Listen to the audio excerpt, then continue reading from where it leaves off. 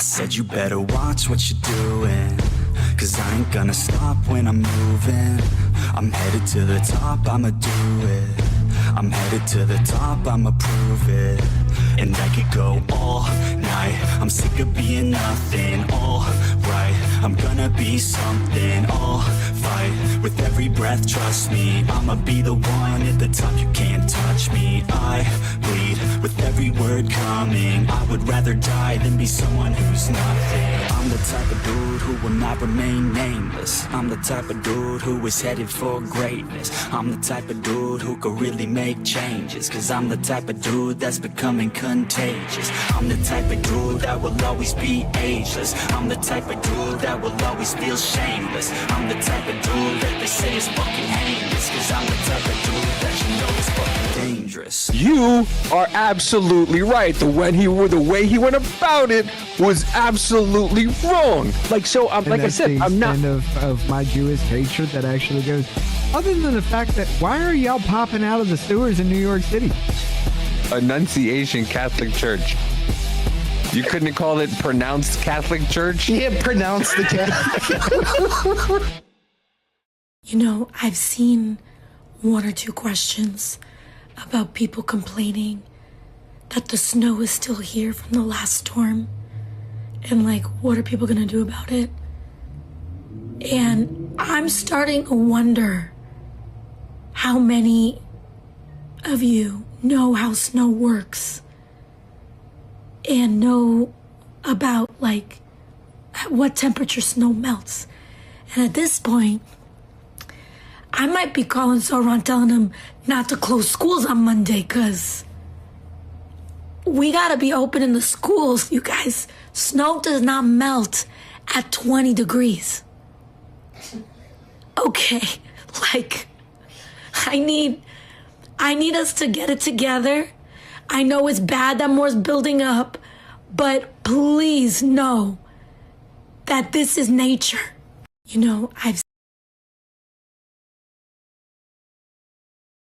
Look, I don't think we effectively lost enough brain cells in the pregame here to make sense of any of that. Other than the fact, now, you know what? I have an idea. No, I'm not going to do it. I was going to put that little video right there and just let it play again. No, I'm not going to do it. I'm not going to do it. No.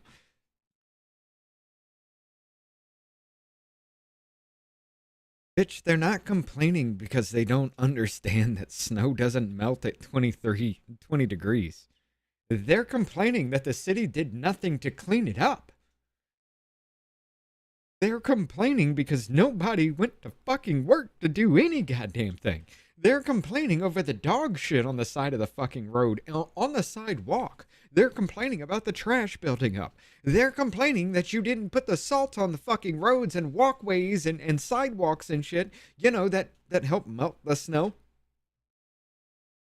And here we go again. We got another storm raging through that area right now. More snow's coming down on them, and they're just like, what the fuck? We're getting more, and you ain't even done shit with what we got now?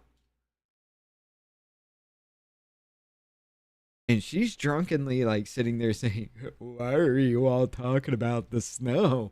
It doesn't melt. It's not warm enough to melt. Y'all are dumb. Holy shit, guys. Yeah, she's drunk. Guess what?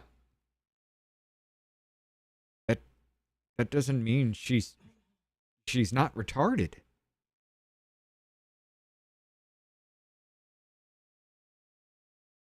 This is in government. Shit.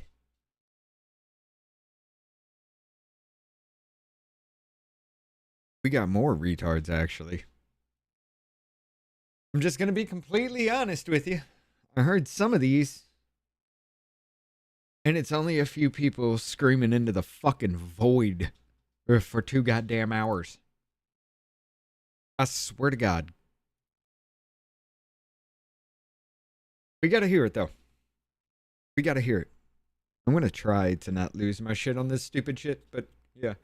The YouTube chat is here. Yeah, see? Okay. Light hearing on silencing dissent, the First Amendment under attack. And I'll start by recognizing myself for an opening statement. So I want to thank Ranking Member Raskin and our committee staff for working with me to hold this important hearing today to address the administration's efforts to silence dissent and its attacks on the First Amendment. And I'm very grateful to our expert panelists for joining us today. The torrent of disinformation and outrageous or unlawful conduct emanating from the Trump White House every single day can be overwhelming. And we know this is partly by design, to keep Americans off balance, to divide them, and to prevent them from organizing effectively in opposition to the chaos and corruption. That's why it's important that we take a step back and look at the whole picture, that we see the forest and not just the individual trees, and look at what's going on and where we might need to pay attention.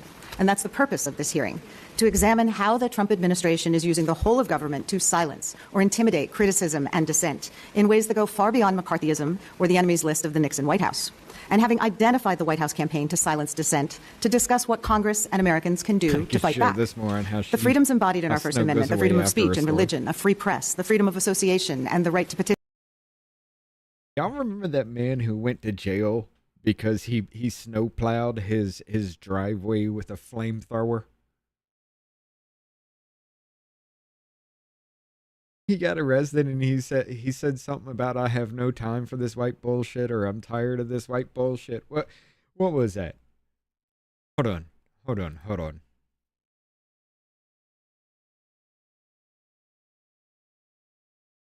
Man arrested for plowing snow with flamethrower. We're learning new details about an arrest made in Rockland during a protest. Officers. No, that's a plow truck. Where the fuck was it? 2 men arrested after fight with axe over snow plowing. Man uses flamethrower to battle ice. Here we go. Fire in the hole.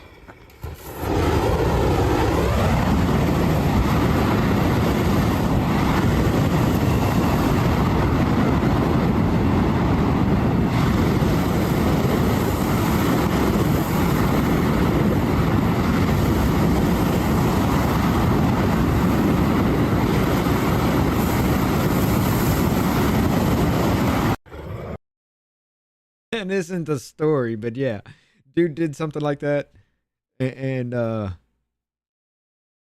yeah, this one actually. Well, it's the perfect blend of winter and Christmas creativity in some circles, I guess. You can definitely save the neck for this guy. Look at this. On Christmas morning, yes, that is a flamethrower. This guy in Kentucky said, why use a shovel? Yeah, why use a snowblower? I've got my trusty old flamethrower. He even dressed up as Cousin Eddie from National Lampoon's Christmas Vacation. Yeah, it was that dude. That dude got arrested for that shit. The good times, right? Here we go. Petition the government for grievances have always been central to the bold democratic experiment that is the United States of America. Our founders had direct experience with the importance of those freedoms and their necessity in a government of, by, and for the people, rather than one that operated at the whims or dictates of a king. Pennsylvania, and particularly the area that I represent, has always been at the forefront of that fight for freedoms. Over 300 years ago, the Quaker William Penn fled England and founded Pennsylvania. What hearing is this? Okay. Calm the fuck down. Now, this comes from House Committee on the Judiciary. Silencing dissent, the First Amendment under attack. This is Democrats. It's all Democrats. Y'all are going to hate this. But this is going to be so much fun for me. Seeking religious liberty and more democratic forms of government. And over 250 years ago, the first Philadelphia lawyer, Andrew Hamilton, famously defended John Peter Zenger, a publisher who was jailed and prosecuted for libel after his newspaper exposed corruption by the colonial governor of New York. Debate and dissent have always been a driving force in our country, whether it was abolitionists working to end slavery, women struggling for the right to vote, civil rights activists fighting for the promise of democracy, people standing up to the Red Scare blacklists, or members of the press exposing the truth in the face of government corruption. Americans throughout history have exercised their rights to hold those in power accountable and spur our country forward toward that more perfect union promised by our Constitution. That's because Americans know that without being free to think, to believe, to speak as we want, there can never be real liberty for ourselves or anyone else. And the Trump administration knows that too. That's why, since Trump's second inauguration just over a year ago, this White House has pursued a whole-of-government campaign to silence opposing viewpoints. This campaign has included trying to stifle the free press by denying outlets access to the Pentagon, the White House, and Air Force One. It's included raiding a journalist's home, assaulting and arresting. Because you didn't want to agree with the terms. Press not being allowed somewhere. That's a violation of the First Amendment, ladies and gentlemen. Press not being allowed? Fuck, I guess they're supposed to be in the Situation Room then, right? I guess they're supposed to be in every fucking skiff then, right? I guess they're supposed to have access to the most highly classified information ever, right? If they don't, it's an attack on the First Amendment. Didn't the Biden White House collude with big tech to get people permanently thrown off of platforms because they were telling truth? Huh. Okay. Reporters, threatening networks' licenses to influence content, and literally defunding the Corporation for Public Broadcasting. This White House has threatened to prosecute sitting members of Congress for sharing truthful information. It has deployed American troops and masked and armed federal agents to our city streets to shut down opposition, where they've threatened and even killed those who would hold them accountable. The administration is labeling people who disagree with the president's policies as domestic terrorists, putting their names on secret government lists and demanding that tech companies hand over the identities of Americans who organize or share their putting their names on the secret government lists? How about all those people with a quadruple S rating on their tickets? You know, those airline tickets. How about that shit? Yeah, that still chaps my fucking ass. Dissenting opinions online. This White House has unilaterally defunded programs and deployed government tools to suppress criticism and speech that this White House doesn't agree with, impacting comedians and late-night hosts, college campuses, law firms, judges, museums, children's libraries and books, nonprofit groups, and more. To this White House, free speech only means speech that it agrees with, and that's not okay. Freedom of speech, religion, press, assembly, and to petition our government. These are the constitutional pillars that our country was built upon, and their values. And didn't the Biden administration deny all of that? Wow. Okay, let's go. Are we talking about the same thing here, or are we talking about it's only bad when somebody does it to us? Values that continue to define our American way, but we can't take them for granted. If we want them to endure, we need to believe in them and fight for them. Americans as a whole have never tolerated political demagogues who use the power of government to punish their perceived enemies. It's exactly this kind of attempt to subvert our proud American traditions that's brought down other presidents and politicians, and I predict it will bring down this administration as well. Americans deserve the truth, they deserve accountability, and they deserve a government truly of the people, by the people, and for the people. Marshaling all of our resources to fight for the First Amendment, for our rights and freedoms, is how we make sure we get there. I look forward to hearing our witnesses' testimony. You bitches saying you're going to kill this person, you're going to take out this person should go kill this person, anybody and everybody should kill anybody. You think that's First Amendment. And you think that should be protected.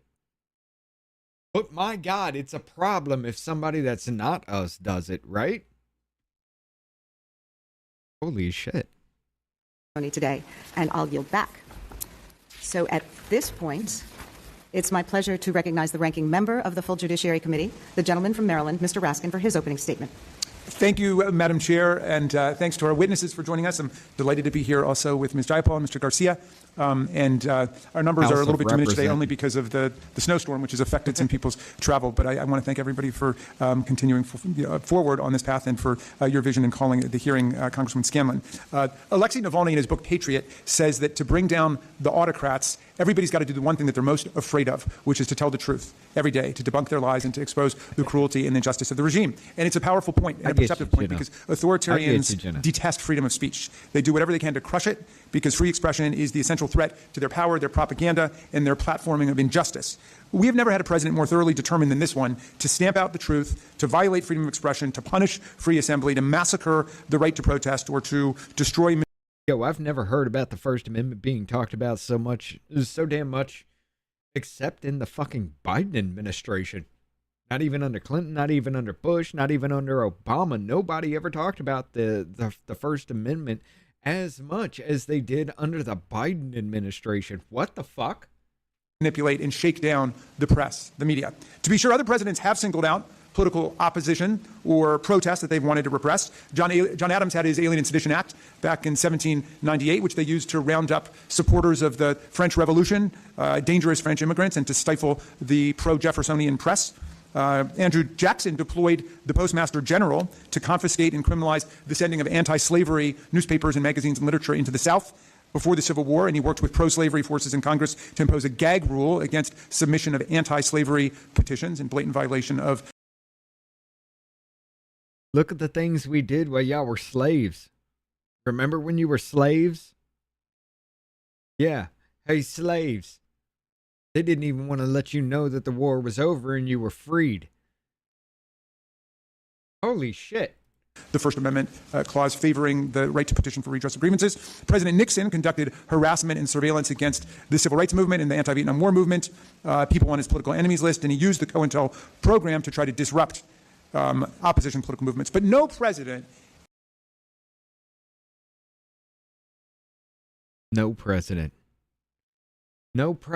ever has censored more than Donald Trump. Remember when he sued people because they said bad things about him? Ever transformed the entire machinery of the federal government into an instrument of political propaganda, censorship, and repression the way that Donald Trump has.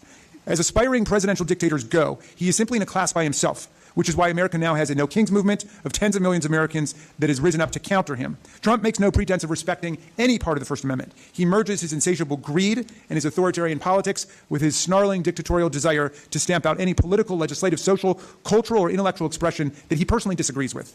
The central purpose of the First Amendment is to safeguard speech, assembly, and protest for the purposes of democratic self-government and nonviolent change. But Trump and MAGA have built a masked paramilitary force in ICE and unleashed it, along with CBP agents, to harass, attack, arrest, and even kill Americans for exercising their First Amendment rights to record and protest government actions taking place in the public space.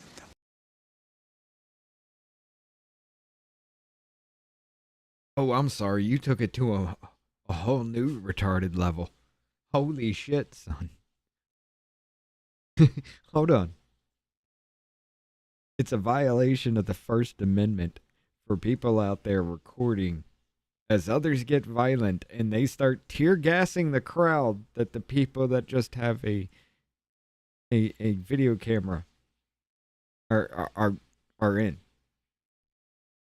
Ladies and gentlemen, it's a violation of the First Amendment to control a fucking crowd that's getting out of hand. Oh, let me guess. You're going to bring up Alex Preddy? Because he was holding a phone. He got shot because he was holding a phone. This is the new shit we're pulling? Unprovoked and unjustified, Trump's ICE soldier shot down and killed in cold blood 2 U.S. citizens, Renee Good, a 37-year-old poet and mother of 3, and Alex Preddy, a VA ICU nurse, both of whom were peacefully observing and protesting the actions of federal immigration officers taking place on public streets in Minneapolis. Damn it. Many others have died or been wounded in Stephen Miller's reign of terror against American communities. A young man protesting in California is permanently blind in one eye thanks to federal officers hurling a projectile towards him. An emergency room nurse in Oregon, peacefully protesting government violence, was hit in the face with a tear gas canister. Rather than investigate these murders and assaults on citizens, of course, the Trump DOJ defames the victims, calling them domestic terrorists and claiming they were going to assassinate ICE officials or otherwise were themselves at fault. Well, if they're willing to kill Americans for their speech, you know there's nothing else they won't do to us. They kicked off the authority. There ain't no way this motherfucker said that. Hold up. Government violence was hit in the face with a tear gas canister. Rather than investigate these murders and assaults on citizens, of course, the Trump DOJ defames the victims, calling them domestic terrorists and claiming they're victims. They're victims because they attacked law enforcement. And they paid the price for attacking law enforcement because they got an attack back. They're the victims. God damn. Holy shit. They were going to assassinate ICE officials or otherwise were themselves at fault. Well, there were people that were claiming they were going to assassinate ICE officials, and somehow it's their fault because they said they were going to assassinate ICE officials.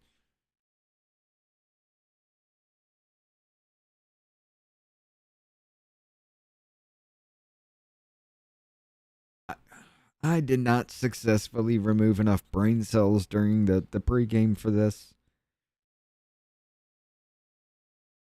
Let me guess. It's ISIS' fault that people are trying to assassinate them because, well, if they didn't exist, people wouldn't try to assassinate them, right?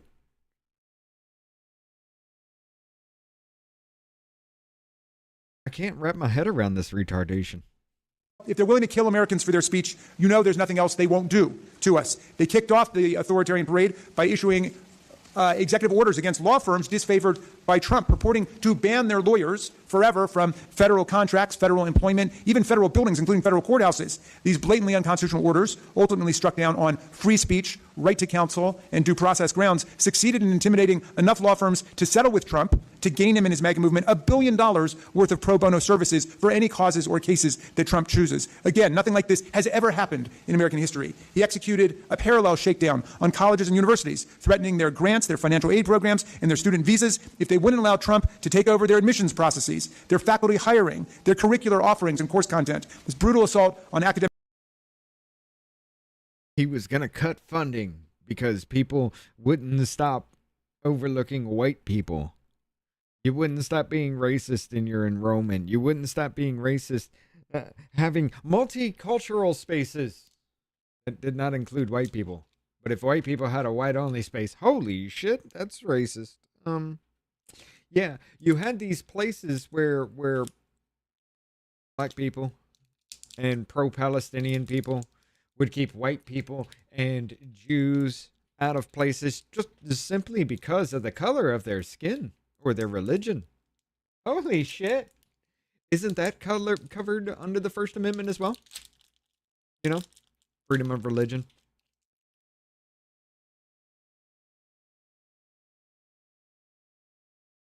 I did not lose enough brain cells for this shit.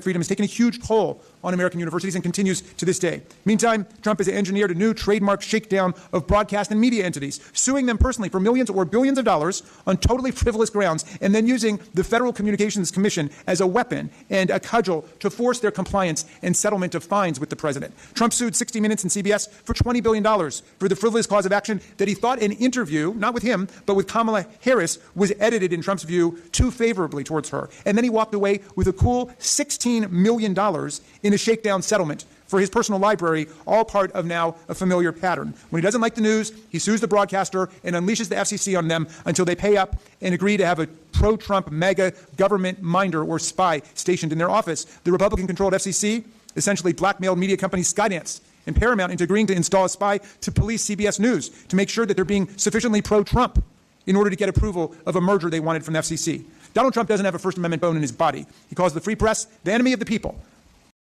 Michael Stetson. Wait, which administration went after lawyers because they had the remedy to represent Trump? That would be the Biden administration. I mean, what was that RICO case in Georgia about? Oh yeah, those were lawyers that had the audacity to even give Trump legal advice. And they wanted to throw him in prison for that shit. When the press are the people's best friend, he calls reporters the most dishonest people ever created by God. During his first term, he threatened to change libel laws to make it easier for him to sue the media that publish unflattering pieces, though truthful, about him. The administration has banned news organizations from the White House press pool for reporting stories he doesn't like. And the FBI, astonishingly, just executed a search warrant at the home of a Washington Post reporter, seizing her phone, 2 laptops, and a smartwatch in connection with the case of a government contractor who was accused of taking home classified material. The administration has systematically deleted the use of politically incorrect words on government websites like diversity or equity or science-based, a completely Orwellian exercise in the censorship and manipulation of ordinary language. Trump has turned public schools run by the Department of Defense into political pawns of his censorship regime, banning books like To Kill a Mockingbird by Harper Lee and The Kite Runner by Khaled Hosseini, or Native Son by Richard Wright, or George Orwell's 1984, or The Handmaid's Tale by Margaret Atwood, for the curriculum which thousands of children of armed service members attend. Those books are no longer available. Wait. Wasn't it Democrats who got the To Kill a Mockingbird pulled because it had the N-word in it? Wasn't that a thing? to them. It never ceases to amaze me how they keep censoring books about censorship, like 1984, or The Handmaid's Tale.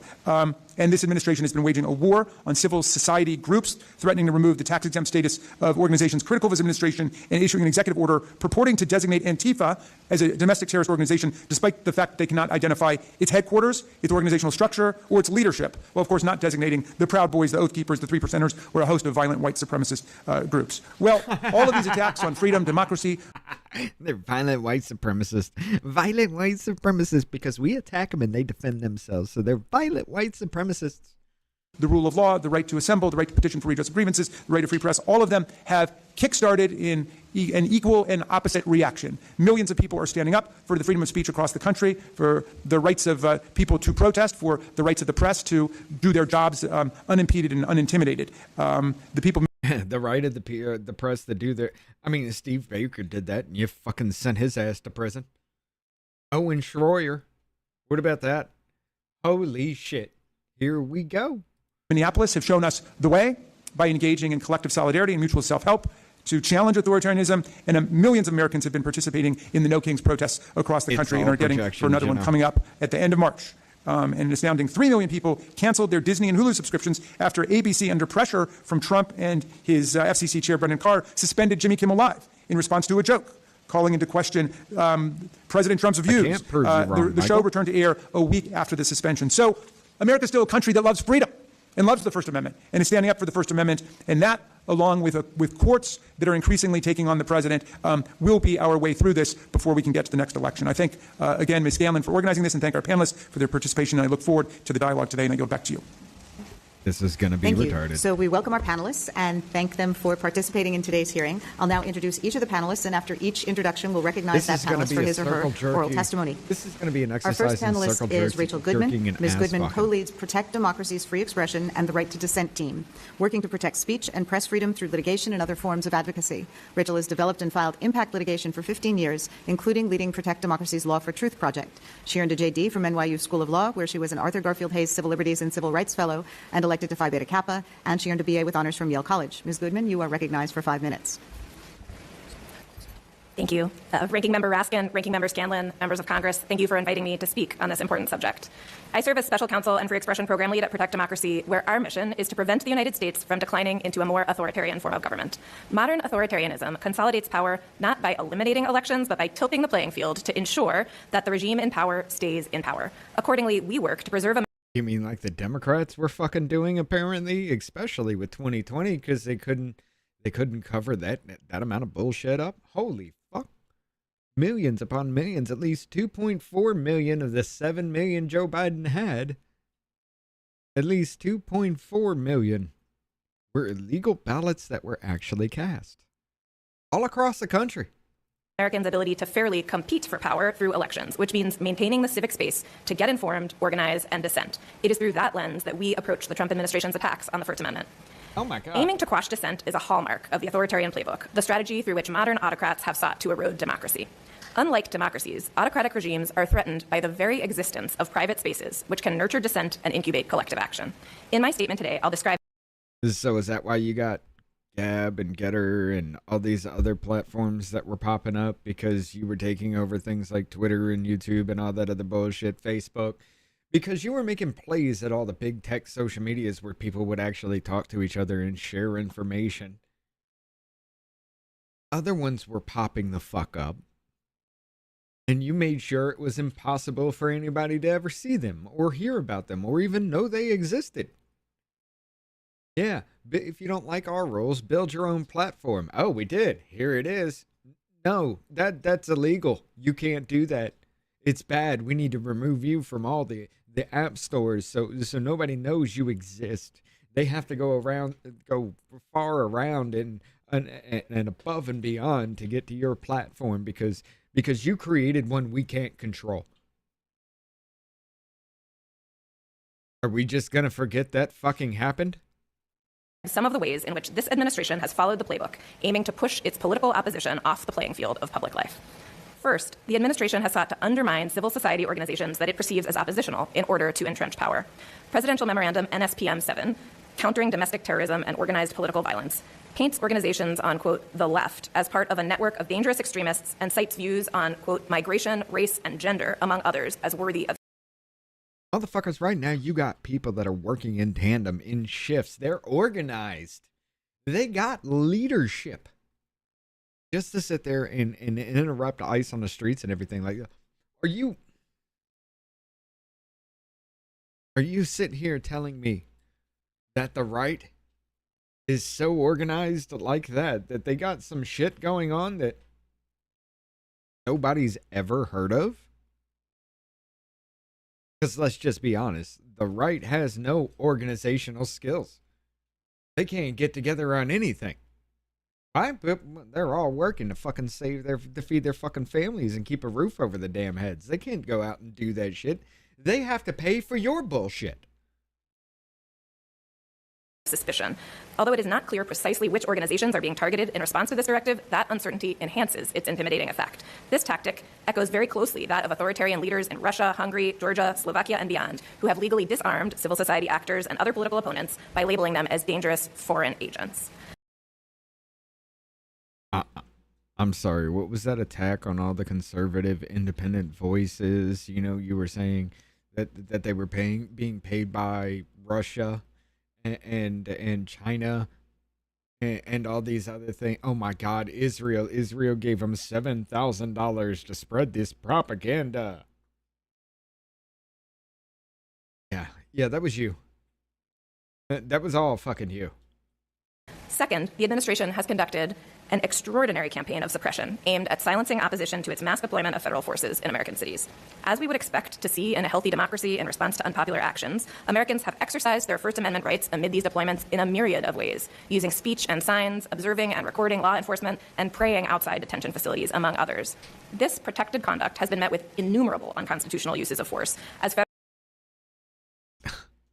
innumerable unconstitutional uses of force, because they get in between somebody that ICE is trying to get for, and just because they have a camera in their hands, they're innocent. You can do no wrong to them. You can't even look at them because they have a phone in their hand. This is where we're going. This retardation level. Because somebody has a phone in their hand, you can't fucking touch them. This is retarded. Federal courts in Chicago, Los Angeles, Portland, and Minneapolis have all held. DHS agents shot and killed not one, but two American citizens, Renee Good and... How many CBP agents have been shot at or shot? Just shot. I mean, what about that off-duty officer that was with that girl in the park? And two immigrants just came up and one of them went down to rob him and he shot the ICE officer dead. Oh no, that was CBP. What about the CBP attacks in Texas? Two of them on the same fucking day, the ambush style ones. Two of them. One of them got shot in the neck. What about those people that are trying to run up in these people's places of work? These people's places of houses of worship, their own fucking residence. Oh, they're getting shot for doing this. Good. But fuck you and them too. Alex Pretty, who were exercising their First Amendment rights in Minneapolis this January. Subsequently, officers have suggested that observers should have, quote, learned. He was exercising his First Amendment right because he had a phone in his hand while he tried to get between ICE officers and somebody that they were actually removing from the road that they had been told multiple times to get out of, including Alex Pretty, who was told beforehand to get the fuck out the road. He got the fuck out the road when they dealt with that stupid bitch that fucking they forced to the ground. That's when he decided he was going to get in between them. Who in their right fucking mind, having a goddamn firearm on them, gets in between officers that are armed as well and already adrenaline junkied the fuck up? Who in their right goddamn mind would do that? No one. Not a damn single person. Unless you were intending to get into a gunfight with the police, or you were intending to be a martyr. That would be the only reason. Any person with any sense, any modicum of IQ would have done that. But because he was holding a phone, ladies and gentlemen, he died while he was monitoring police. That's the narrative. That's what they're trying to tell you. He died because he was monitoring police. Their lesson from the killings. Officers have continued to intimidate observers by following them to their home addresses and have suggested that their information would be added to a domestic terrorism database. DHS also appears to have recently rescinded its Privacy Act memorandum preventing the creation of records describing how individuals exercise First Amendment rights. Using state threats and state violence to stop public demonstrations of dissent is a hallmark of authoritarian government. Russia's total crackdown on opposition to the invasion of Ukraine is one prime recent example. Third, the administration aggressively seeks to purge independent institutions like universities, law firms, and media platforms of speech that challenges the administration's preferred narratives. The administration's actions with respect to this kind of jawboning closely follow those of Viktor Orban's government in Hungary. This administration has consistently defied the First Amendment, seeking to silence critics through every possible lever that control of the federal government affords: regulatory retaliation, criminal penalties, funding authority, and beyond. Regulatory retaliation, say. Okay. Universities, if you don't get this DEI shit out, you know, if you don't stop discriminating against Asians and white people, you don't get funding. If you don't get these black only spaces out of your schools, you don't get funding. If you sit there and try to tell somebody that there are more than 2 fucking genders, you don't get funding. Regulatory. Oh my God, he's trying to silence dissent by not paying us simply because we're retarded fucking assholes who are using this money elsewhere. We're not doing what we say we're doing it with. We're just scamming off the fucking top, and somehow you are trying to silence dissent by not paying me. What the fuck? What was the other ones? Hold on. Its control of the Federation has consistent kind of jawboning closely follow those of Viktor Orban's government in Hungary. This administration has consistently defied the First Amendment, seeking to silence critics through every possible lever that control of the federal government affords: regulatory retaliation, criminal penalties, funding authority. Criminal penalties. Holy shit. For doing something illegal, we should not be held accountable for it. We're the educated crowd. We're the ones with the brains. We know what we're talking about. But if we do something criminal, we're too goddamn stupid to be held to account. What the fuck is this? Criminal penalties for doing something illegal. Oh, you mean like going after the people that went after him for criminal penalties that they made up along the way? No? No, because that was never addressed. Authority and beyond. Its aim is to weaken its perceived political opposition to prevent it from effectively participating in our electoral system. I want to stress, though, that Americans are not powerless here. The goal of these attacks on free speech is largely to get Americans to self-censor. Democracy prevails if Americans continue to refuse to bow to attempts at intimidation and coercion. Collective action is the key to resisting authoritarianism. As the midterm elections approach, we can expect the Trump administration to escalate its efforts to silence dissent. Collective action. Cult-like adherence. That's what's going to stop this authoritarianism. This fascist movement is going to stop authoritarianism. All you have to do is shut the fuck up and get in line. Do what we do what we tell you. Believe what we tell you. This is our world. You're just sharing the fucking space. Get in line. And if you don't get in line, then we say, oh, well, we don't have power. You're the fascist. You're the Nazi. You're the one doing all this to us.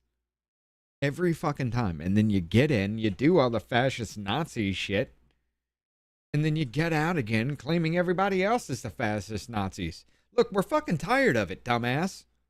We're straight up fucking tired of it. Shut the fuck up. For once in that pathetic existence that you call life, just keep your fucking mouth shut. And further constrain civil society. Ultimately, the survival of our democracy depends on the courage of the American public. As the retreat of thousands of armed officers from Minneapolis demonstrates, that mighty force remains one to be reckoned with. I'm grateful. They think it's a win. They think it's a win because ICE went into Minnesota with a determinate amount of time. They had a begin date, they had an end date. The end date came and gone. And because they're leaving the area, it's a win. You guys are too fucking retarded to be called human. For your attention to these matters, and I look forward to answering your questions. Thank you, Ms. Goodman. Our next panelist is Gabe Rotman. Mr. Rotman is the Vice President of Policy for the Reporters Committee for Freedom of the Press, leading the organization's work to advance key policy priorities like the Press Act and the Department of Justice News Media Guidelines. He's a practicing attorney with a focus on novel issues at the intersection of press freedom, news gathering, and technology. He has a joint honors BA from McGill University in Political Science and History and a law degree from the Georgetown University Law Center, where he was notes editor on the Georgetown Law Journal. Mr. Rotman, you're recognized for 5 minutes. He's here to lick people's assholes. Ranking Member Raskin, Ranking Member Scanlon, and members of the committee for inviting me to appear today at the Spotlight hearing on the First Amendment. My name is Gabe Rotman, and I am the Vice President of Policy of the Reporters Committee for Freedom of the Press. Founded in 1970, the Reporters Committee is a nonprofit organization that provides free legal representation, amicus curiae support, and other legal resources to protect First Amendment freedoms and the news gathering rights of journalists. This includes a 24/7 legal hotline, and all of our resources are available at our website at rcfp.org. My understanding is that the impetus for this hearing is to review the emergent challenges to First Amendment freedoms, including press rights, in the approximately 13 months since the second Trump administration took office. While those challenges are severe and continue to escalate, it is crucial to bear in mind that many of the free press controversies over the past year have echoes of past actions by past administrations of both parties, which have also rightly been criticized by lawmakers of both parties. Perhaps the starkest illustration of this dynamic regarding threats to a free press today is the unprecedented raid on a Washington Post reporter's home last month in an Espionage Act leak investigation. Holy shit. Are we going to talk about Steve Baker then? How about Alex Jones? What about Owen Schroyer? What about Nick Shirley? What about all... Holy shit. A Washington Post reporter was raided because apparently they had classified information, and somehow getting back classified information from a reporter that shouldn't have classified information because they're not cleared for classified information is somehow stamping out free speech, ladies and gentlemen. Holy fucking shit.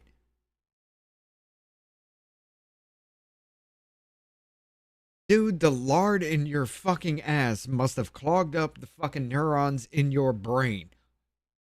What the fuck? Getting back classified information from a reporter not fucking cleared for classified information is not a fucking violation of the First Amendment, you stupid ass wipe. What the fuck are you talking about? Specific investigative step in a national security leak. A violation of the First Amendment would be locking up the dude that shared that fucking meme about texting your vote for Hillary Clinton. That would be a violation of the First Amendment. Holy shit. Executing a search warrant in a reporter's residence and seizing many terabytes of electronic communications and data, effectively restraining the reporter from finishing stories in process, has not happened before. But stepped up enforcement of the Espionage Act against journalistic sources has its origins in the George W. Bush, Obama, and first Trump administrations, with the Obama administration charging more media leakers under the Espionage Act than all other past presidencies combined, and with President Trump keeping pace with close to the same number of cases in just the 4 years of his first administration. We point this out not to excuse any of the second Trump administration's actions that threaten media freedom in the United States. Rather, we do so because it is crucial not to lose sight of the fact that journalists in the U.S. feel threatened because from one administration to the next over the last 2 decades, they've witnessed increasing encroachment on their news gathering rights, with one exception being the Biden administration, during which Attorney General Merrick Garland barred the use of subpoenas, search warrants, and other tools against journalists acting within the scope of news gathering. Those reforms were rescinded last year by Attorney General Pamela Bondi. In a written testimony, we provide more detail on 4 representative press freedom concerns today, which we see as federal priorities.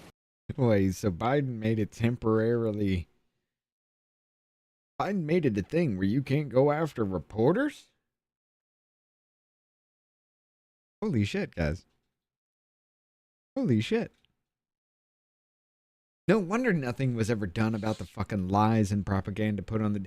Oh, you couldn't do anything about it. And that was rescinded by Pam Bondi. Oh my God. We can't go after these retards out there like fucking... Well, let's go ahead with it. Right now, it's... Who is it? Abby Phillips, Joe Scarborough, Mika Brzezinski, fucking Don Lemon's fucking retarded ass is trying to do it in the independent space. But goddamn Joy Reid is too. All these people, we can't... Is that... No, that's not Brittany Venti. I was about to be like, what the fuck is that bitch doing there for? All right, but no. But no. That just made me lose my train of thought. What was he saying? First is the aforementioned execution of a search warrant representative press here by Attorney General Pamela Bondi. Oh, yeah. Yeah. Pam Bondi's saying, no. We're not going to give these motherfuckers carte blanche to do whatever the fuck they want to do. Oh, my God. Somehow it's against free speech. It's against free speech to hold fucking even reporters to account for the shit that they do. It's against free speech to tell journalists you can't fucking lie to people. It's against free speech, ladies and gentlemen. In testimony, we provide more detail on 4 representative press freedom concerns today, which we see as federal priorities. First is the aforementioned execution of a search warrant at Washington Post reporter Hannah Nathanson's home in mid-January. Crucially, it appears in that case that the Justice Department may not have complied with a federal law meant to limit this type of investigative step. The effective seizure of a journalist's entire news gathering and reporting toolkit is a significant escalation in the second Trump administration's efforts to intrude on press independence. Second, given numerous incidents involving the detention, arrest, or injury of journalists covering immigration enforcement operations over the last year, we urge Congress to ensure that DHS officers are all trained on best practices for interacting with press in the field, and that the department as a whole is subject to appropriate oversight and accountability. Third, we note multiple ongoing controversies at the Federal Communications Commission, where Chairman Brendan Carr has revived various rules and policies that can be deployed by regulators to police perceived bias by broadcasters, which poses an acute danger of the government attempting to put its thumb on the scale of public discourse. And fourth, we flag the administration's efforts to limit press access. So holding fucking newscasters to account for the shit that they say is somehow putting the thumb on the fucking scale.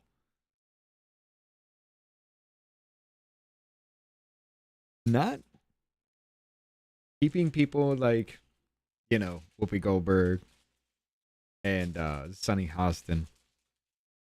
Holding people to account for their shit is somehow a violation of the First Amendment right of the United States to say whatever retard shit we want to the masses and make them believe the dumb shit that we spew is simply because you are too retarded to think for yourself.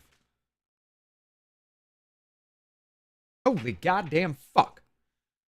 Access in ways that implicate the First Amendment, including the White House press pool and Pentagon credentialing matters, which are the subject of ongoing litigation by the Associated Press and the New York Times, respectively. I think this was a bad idea to counter these threats and ensure the press can fulfill its constitutionally recognized watchdog role without interference from any administration.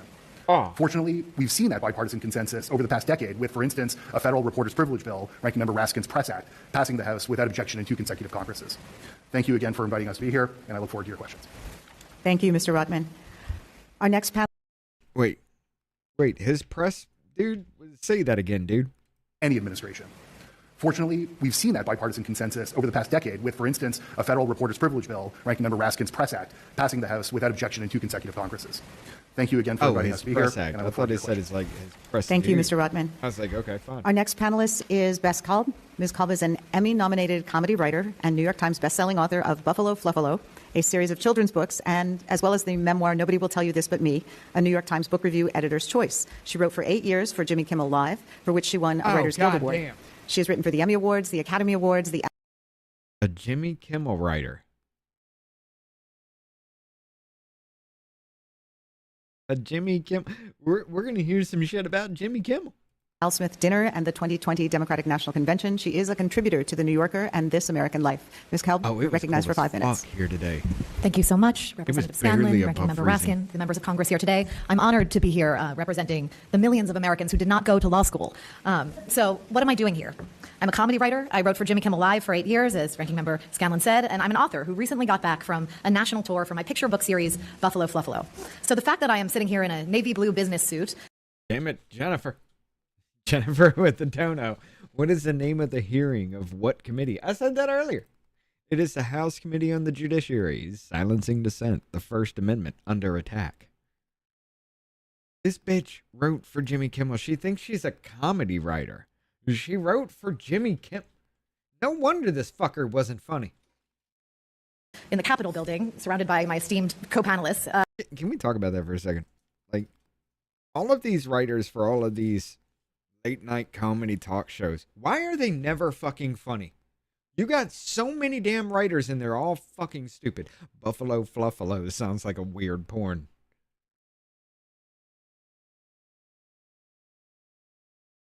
You broke me.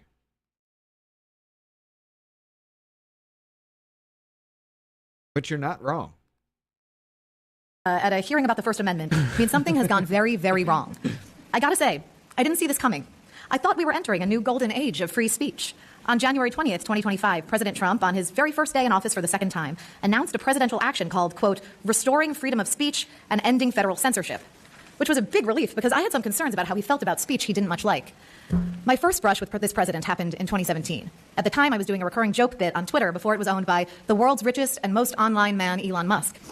Every time the president free associated his feelings in all caps, I would reply as his concerned mom, sweetie, you're clearly having a lot of big thoughts all at once. You need to do your 5 deep breaths, etc. It was all fun and games. Until one night, the president blocked me after I wrote a joke that hurt his feelings.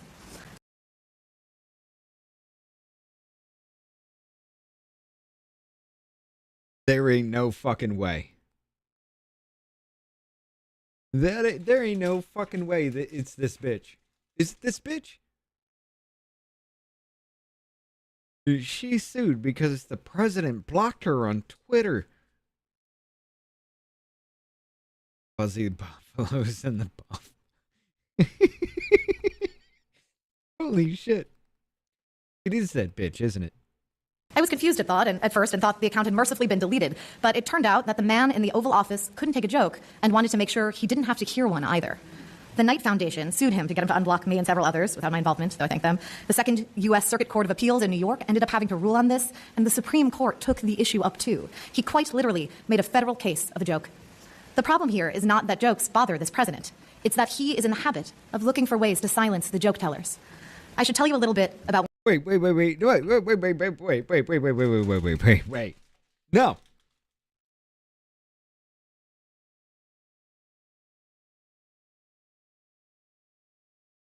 The Knight First Amendment Institute at Columbia University sued President Donald Trump for blocking critics at the real Donald Trump Twitter account. The lawsuit was filed on behalf of 7 individuals: Rebecca Buckwalter Posa, Philip Cohen, Holly Figueroa, Eugene Gu, Brandon Neely, Joseph Papp, and Nicholas Pappas. I do not see Koob, whatever the fuck in this and in it. She just took credit for something that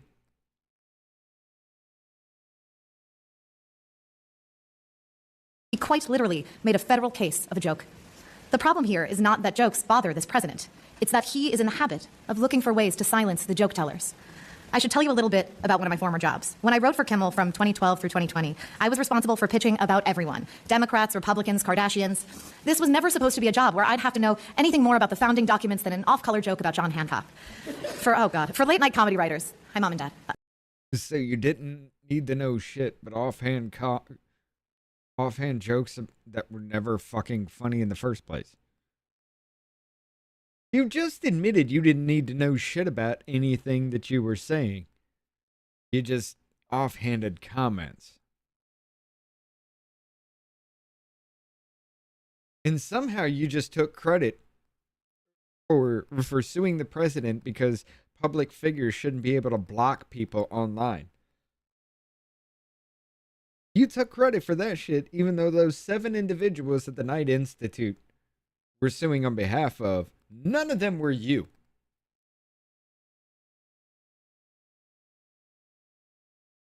For late-night comedy writers, the president is our best and worst audience. He is our best audience because, unlike most Americans, he watches late-night television. He cares about what the network men in suits say about him. He is our worst audience because his inexplicably bruised skin is very, very thin. He complained about our jokes frequently, often in real time, on his own social media site he invented so that nobody could make fun of him on it. This went far beyond social media.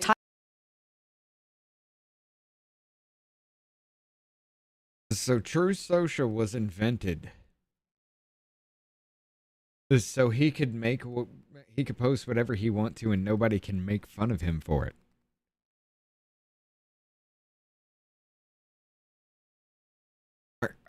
Are you sure about that? It wasn't because the president of the United States was kicked off Twitter, the largest fucking platform ever, so he could circumvent the press that was just twisting everything to make everybody look bad because, well, hey, they laid siege to D.C. for a month, culminating on an attack on the fucking White House, burning down the church. Well, not burning it down, but setting fire to the church right across the street. And he gassed peaceful protesters so he could take a fucking picture of a Bible upside down. Holy shit, America. Truth Social was created so he could tweet, and you couldn't call him Bunker Boy for that.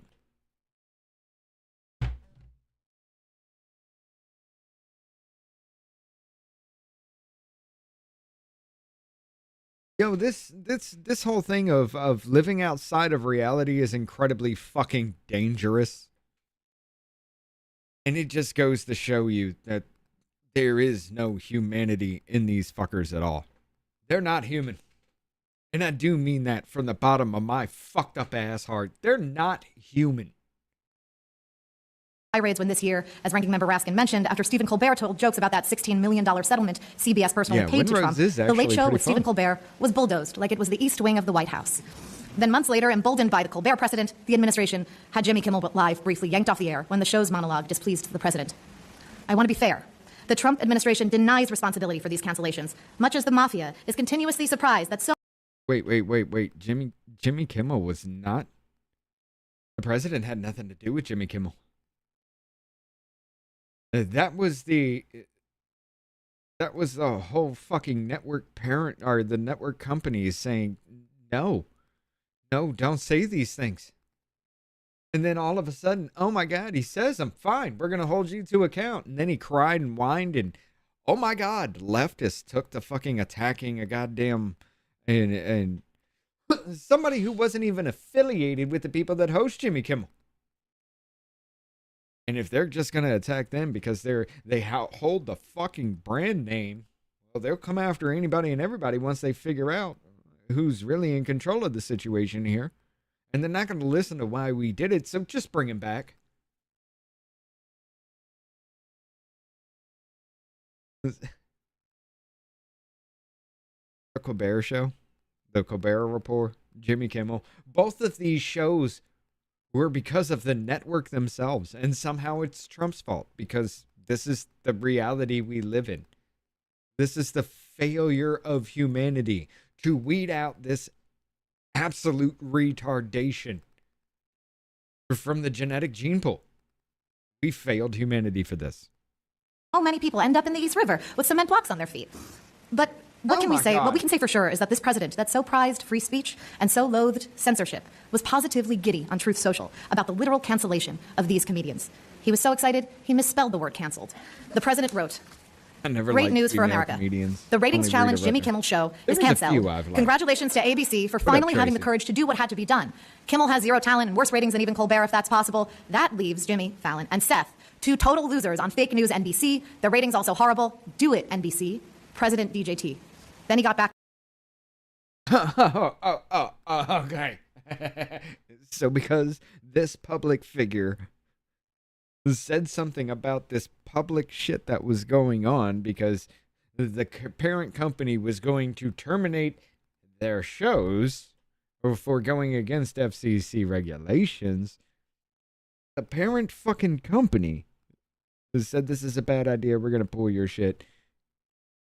And this public figure discussing something of public interest said, do it. Somehow that proves collusion.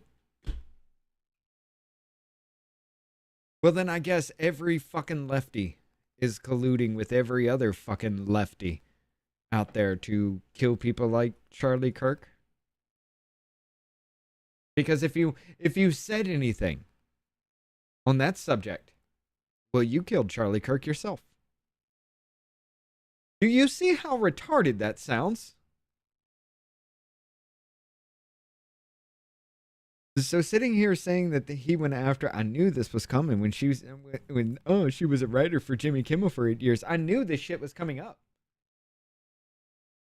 So to sit there and say, just because a public figure addressed an issue that was of public interest does not mean they were colluding. Are you this fucking retarded? I mean, I know you are. I have to just check myself and to make sure that I'm still in reality. Holy fucking shit. To authorizing strikes against ISIS in Syria. To kill a late night show doesn't just kill an enormous platform for speaking truth to power. Because late night comedy doesn't just speak truth to power, it speaks truth to an incredibly large number of people. I believe late night hosts like Colbert and Kimmel are vital satirists who shape how millions of Americans absorb the day's news.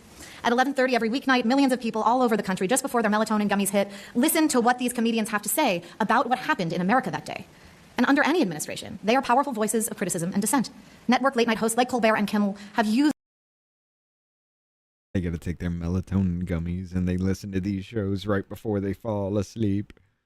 Yeah, that's why they believe that shit, right? They're in that delusional stupor state. Melatonin gummies. Look, sometimes you need something to help you go to sleep. I get you. But if you're doing that on a constant basis, there's a fucking problem.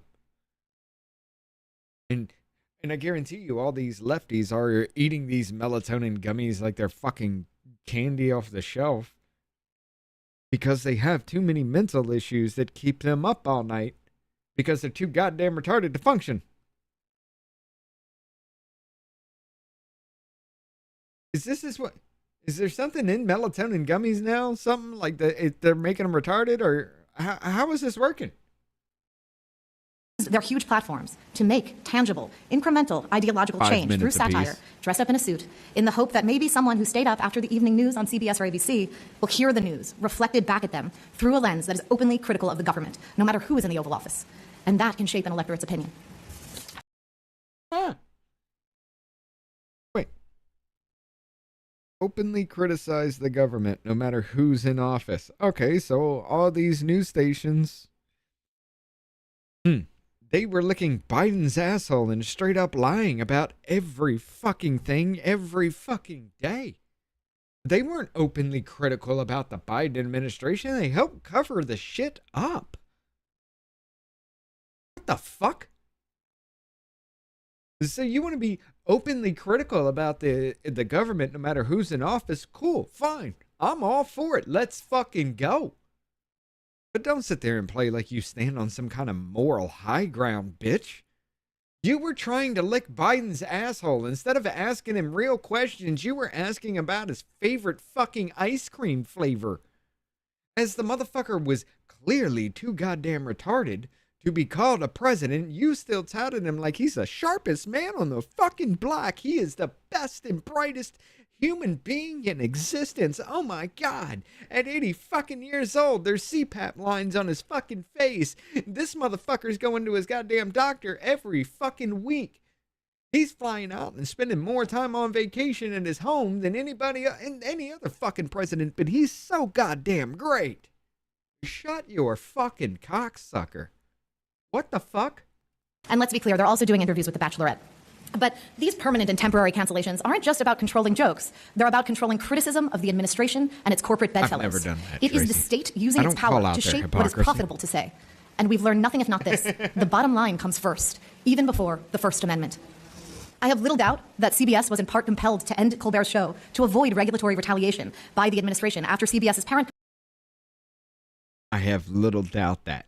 So you mean to tell me you have absolutely no fucking proof that the government is in any way, shape, or form trying to get Colbert taken off the fucking air? Maybe it's the fact that his ratings tanked. Maybe it's the fact that his advertisers are saying, now this motherfucker's going too far. Maybe it's the fact that they're pulling him from the fucking company because he can't turn a profit. Maybe it's that, right? No. Because if they can't have somebody saying all this retarded dumb shit on air, and you pay for it, by the way, Your tax dollars pay this shit. Your tax dollars pay these fucking people to get up there and do that. Because their shit is subsidized by the federal fucking government.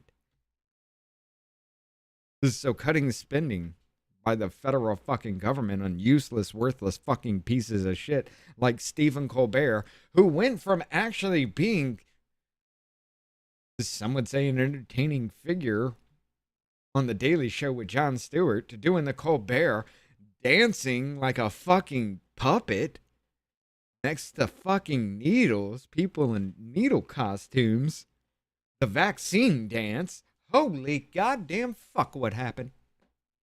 Oh, you've always been a puppet who likes to take it up the ass for money. That's who Stephen Colbert has always been. Doesn't surprise anybody if you knew him or knew anything about him. I mean, he was that fucking dumbass piece of shit back in the day. You remember The Daily Show? You remember he was on The Daily Show. He became their chief correspondent. The motherfucker was acting retarded. And now he just showed his whole true colors of being actually retarded. The CBS is canceling his fucking contract because he ain't turning a profit, and advertisers are wanting to pull out because he's saying shit that they don't like. And somehow it's Orange Man's fault.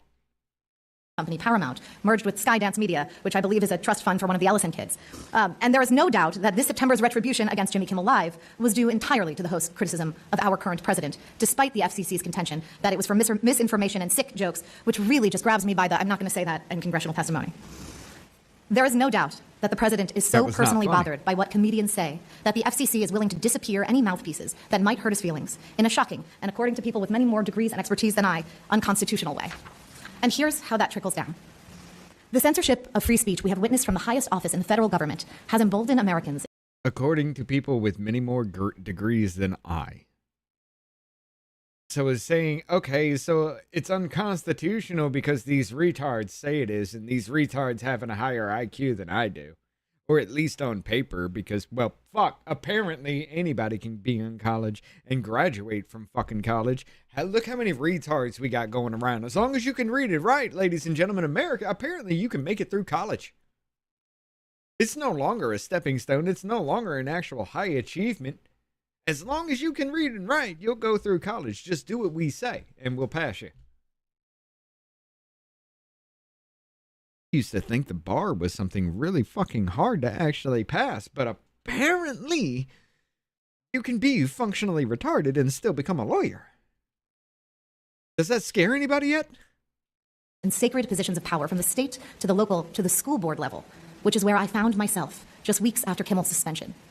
Talking about my brush with censorship this year might affect my broad appeal and livelihood as a children's book author, and I have not spoken publicly about this experience until right now in this room. But I've always said that if something is worth talking about with your family and closest friends and therapists, it is worth talking about with the ranking members of the House Judiciary Committee. The best part of being a children's book author is to actually read my books to children and to see them react and laugh. The best part about being a children's book author is you don't have to think of big words. And scrunch up their noses in delight, and to get the kind of uncensored feedback and questions that no comedy writer's room could possibly contrive. I was once asked if I thought I would win in a race with a buffalo. Y'all think I'm joking, it's not. You don't have to think of and use big words in a children's book. It's easy to write a child's book. 2 years ago, when the first book came out, I was sent basically up and down the Amtrak Northeast Regional Corridor. But this year, after the books were a #1 New York Times bestseller, the publisher decided to put me on airplanes and bring Buffalo, Fluffalo, and Puffalo to the country. Puffalo? This fall, through partnership. What is this, some furry shit? Buffalo, Fluffalo, and Puffalo. Are we doing Suckalo too? What is happening here? Rim Jabalo is in this bitch? Is this what's happening? Do we have Conolingaso? What the fuck is this? This is a children's book. Between school districts and my publisher, I read to thousands and thousands of elementary school kids in small towns, in suburbs, in Kansas, Missouri, Texas, and Montana. In Montana, the tour hit a snag. The evening before a scheduled school visit in a rural community in a Title I school, the wonderful school librarian emailed me and my publisher, a group of parents who had There ain't no way this bitch just changed up the fucking tone of this as soon as... No.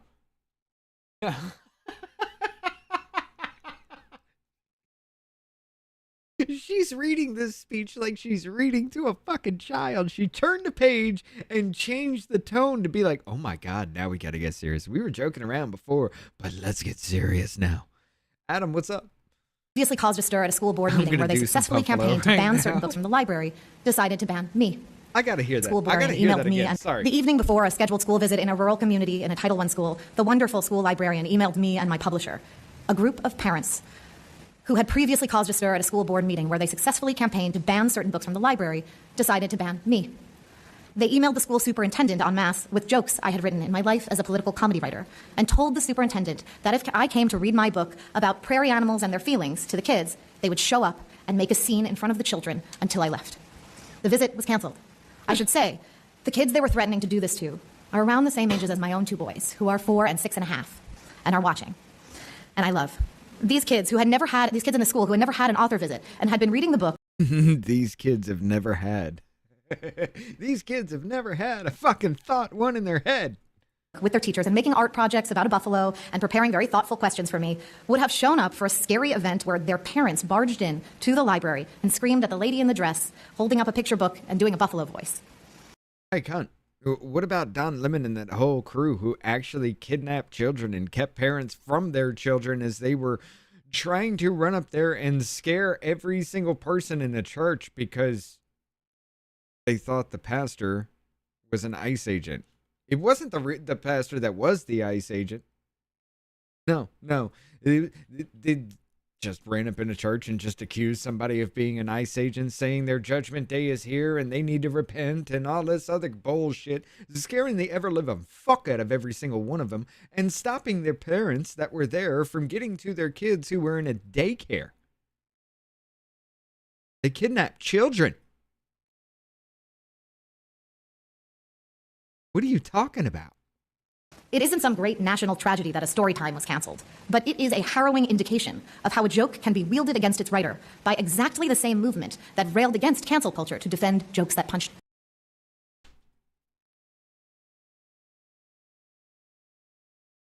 Holy shit.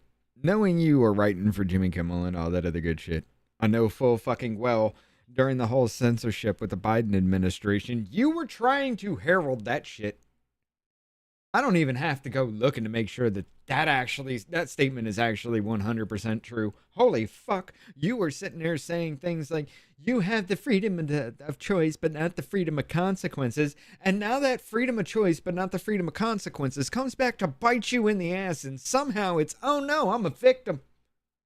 The pedo ate my baby. I mean, Biden did bite a baby's foot. Down. For the members of the United States Congress who haven't read Buffalo Fluffalo, someone who went to Kennedy School in your offices should have prepped you, but I'll summarize. The book is about a buffalo who is at first tough and blustery and rude and pushes his friends away. And then when it is revealed that underneath all his fluff, he is just a tiny, frightened guy who wants to be loved, his friends support him anyway. They love him just as he is. And he gives them gratitude and kindness right back. It's just left-wing commie propaganda. I believe. Yeah, it's some furry shit. It's some furry shit. Look, I understand the message behind it. I like it. You think, oh, everybody's an asshole just because they're scared, little tiny people inside. No, some of us are just assholes just because you exist. And we're tired of that. Yeah, people like me. I'm an asshole because forever I have sat there and listened to your sub-fucking-human bullshit and tried to justify it because you're just not on that level yet. You can be. You're just not there yet. I made excuses for that shit.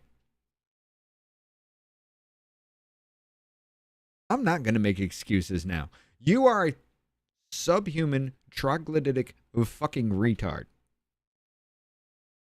You championed censorship when it suited you. And now you're going to sit here and say, oh my God, censorship is bad because I can't say mean things to the president. And that's never been an issue in the first goddamn place. People are getting canceled on their fucking shows because they're not turning a profit and the company is actually canceling their fucking contracts because they're not turning a profit. But somehow Orange Man is involved because he commented on it. Holy fucking shit. Holy shit. America, when did we become this? Oh, yeah, that's right. We became this retarded when we actually stopped the insane asylums from keeping insane people locked the fuck up so they couldn't procreate with normal everyday human beings, creating this psychotic fucking death cult you guys are. Yeah, that's where we went wrong. Fuck. That the impulse to censor free speech comes from exactly the fear in the book. The fear of being seen as weak or vulnerable. The fear of being seen as weak or vulnerable. The desire to project an air of bravado and to silence and push off anyone who might pull the curtain back on that image of imperious strongman.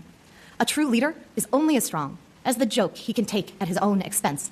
And there is nothing funny about the fact that we are living through a time when a joke about the government is a liability. In this room, surrounded by so many people who are as outraged and heartbroken by this administration's culture-shifting attack on free speech, I have hope. And I want to say thank you. Jesus Christ, Jennifer, that just went dark. That went dark. She said immediately, imagine a bunch of cannibals sitting around eating baby jerky because it's the most tender, like veal. Holy shit. Yeah, you're rampaging? Yeah, you are. You're almost on my level of what the fuck. To the school librarians in red and blue and purple states, whom I have had the genuine pleasure of meeting throughout my book tours, who are at the front lines of these school board fights over book bans with increasing regularity. They are tired, they are pissed, and they just want to be able to give a kid a book they're excited to read, even if the character in that book might have two moms, which as of this testimony is still a legal amount of moms to have. Because here's the thing about those kids across America that I met. From deeply underfunded Title I schools where most students were on free lunch, to immigrant communities where many of those... Adam Chesterman says, I love reading the children. And Tracy asked him, do you do it in a dress and fishnet stockings? I love our crowd. You guys are vicious. You guys are vicious as hell, and I love it. Kids were the first in their families to learn to read and speak English. To fancy schools in oil money suburbs where I was offered a choice of flat or sparkling water. I will tell you this. The kids were the same. The kids were the same. When I read my books in auditoriums and gyms and libraries and classrooms, some fidgeted, some daydreamed into wonderland, laughed and awed at the same parts, and when I asked if they had a question at the end to a school, they all asked me the same. Did that skip or something, or was that just... Let's go back 10 seconds. Were the same. When I read my books in auditoriums and gyms and libraries and classrooms, some fidgeted, some daydreamed into wonderland, laughed and awed at the same parts, and when I asked if they had a question at the end to a school, they all asked me the same one. Why is Buffalo Fluffalo mad? Why is he mad? And they also frequently told me the names of their dogs. Because Buffalo Fluffalo has a mental fucking illness, and Buffalo Fluffalo thinks everybody's trying to genocide him. I think we know why the Buffalo Fluffalo in the Oval Office is mad. But as I was saying before, I am hopeful because the members of Congress in this room today, like Representative Raskin and Representative Scanlon, who don't just posture and complain about this administration on social media, they are going to fight to stop the president from going unchecked in his vendettas against those who speak out against him.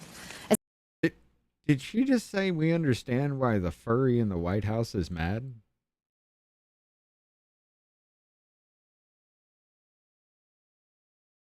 Or are you trying to admit that Buffalo Fluffalo is modeled after Donald Trump? What is happening here? I'm seriously, did we enter some kind of alternate dimension? Well, I mean, this is just a Democrat hearing, so yes, we have entered an alternate dimension, but are you trying to say that Buffalo Fluffalo is Donald Trump? Are you that fucking deranged that you made a fucking children's book to write down how much you hate Trump?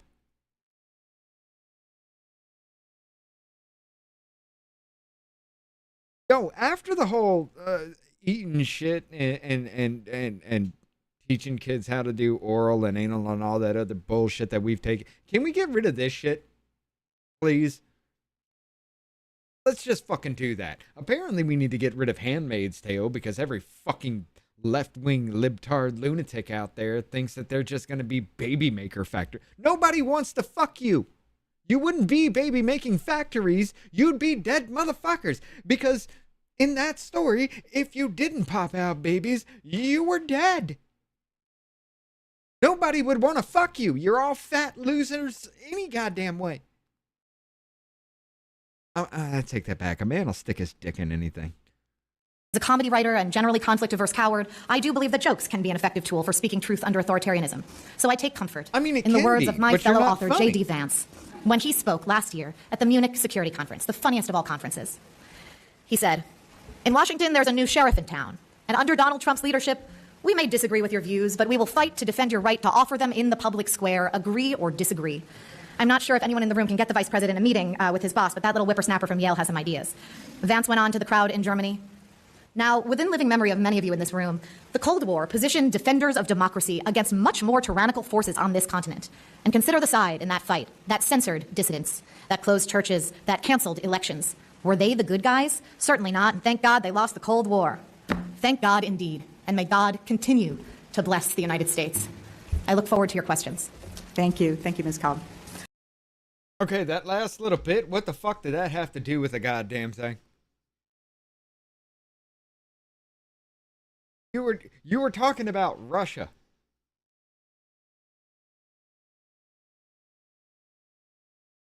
Holy shit. Holy fucking shit. Finally, we have Lee Rowland. Ms. Rowland is the Executive Director of the National Coalition Against Censorship. She has extensive experience as a litigator, lobbyist, and public speaker. She served as lead counsel in federal First Amendment cases involving public employee speech rights, the First Amendment rights of community advocates, government regulation of digital speech, and state secrecies surrounding the lethal injection process. Ms. Rowland is taught at NYU School of Law and the Harvard College Human Rights Program. She's a graduate of Middlebury College and Harvard Law School. Ms. Rowland, you're recognized for 5 minutes. Thank you so much, ranking members and members of the committee, and to the staff who helped make this hearing happen. I think she actually slightly did. less thanks for going back to a lawyer in a suit after a comedy writer, but I will do my Fluffalo or whatever the fuck that furry name is, and Puffalo and Huffalo and Hippopotamo here. I'm not gonna apologize. Fuck that. All of these characters that this bitch is naming in her head. Okay, so if Buffalo Fluffalo is Trump, and everybody figures out that he's just a dickhead because secretly he wants everybody to like him and they like him anyway, then it can't be about Trump.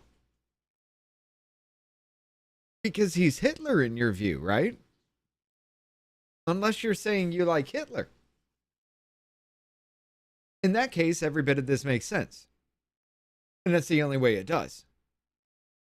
You can't write a children's book about fucking Orange Man and call him a nice guy really deep at heart and everybody just loves him after the fact they figure out he's an asshole just because he's scared to be alone. Or are you saying you... I am so fucking confused.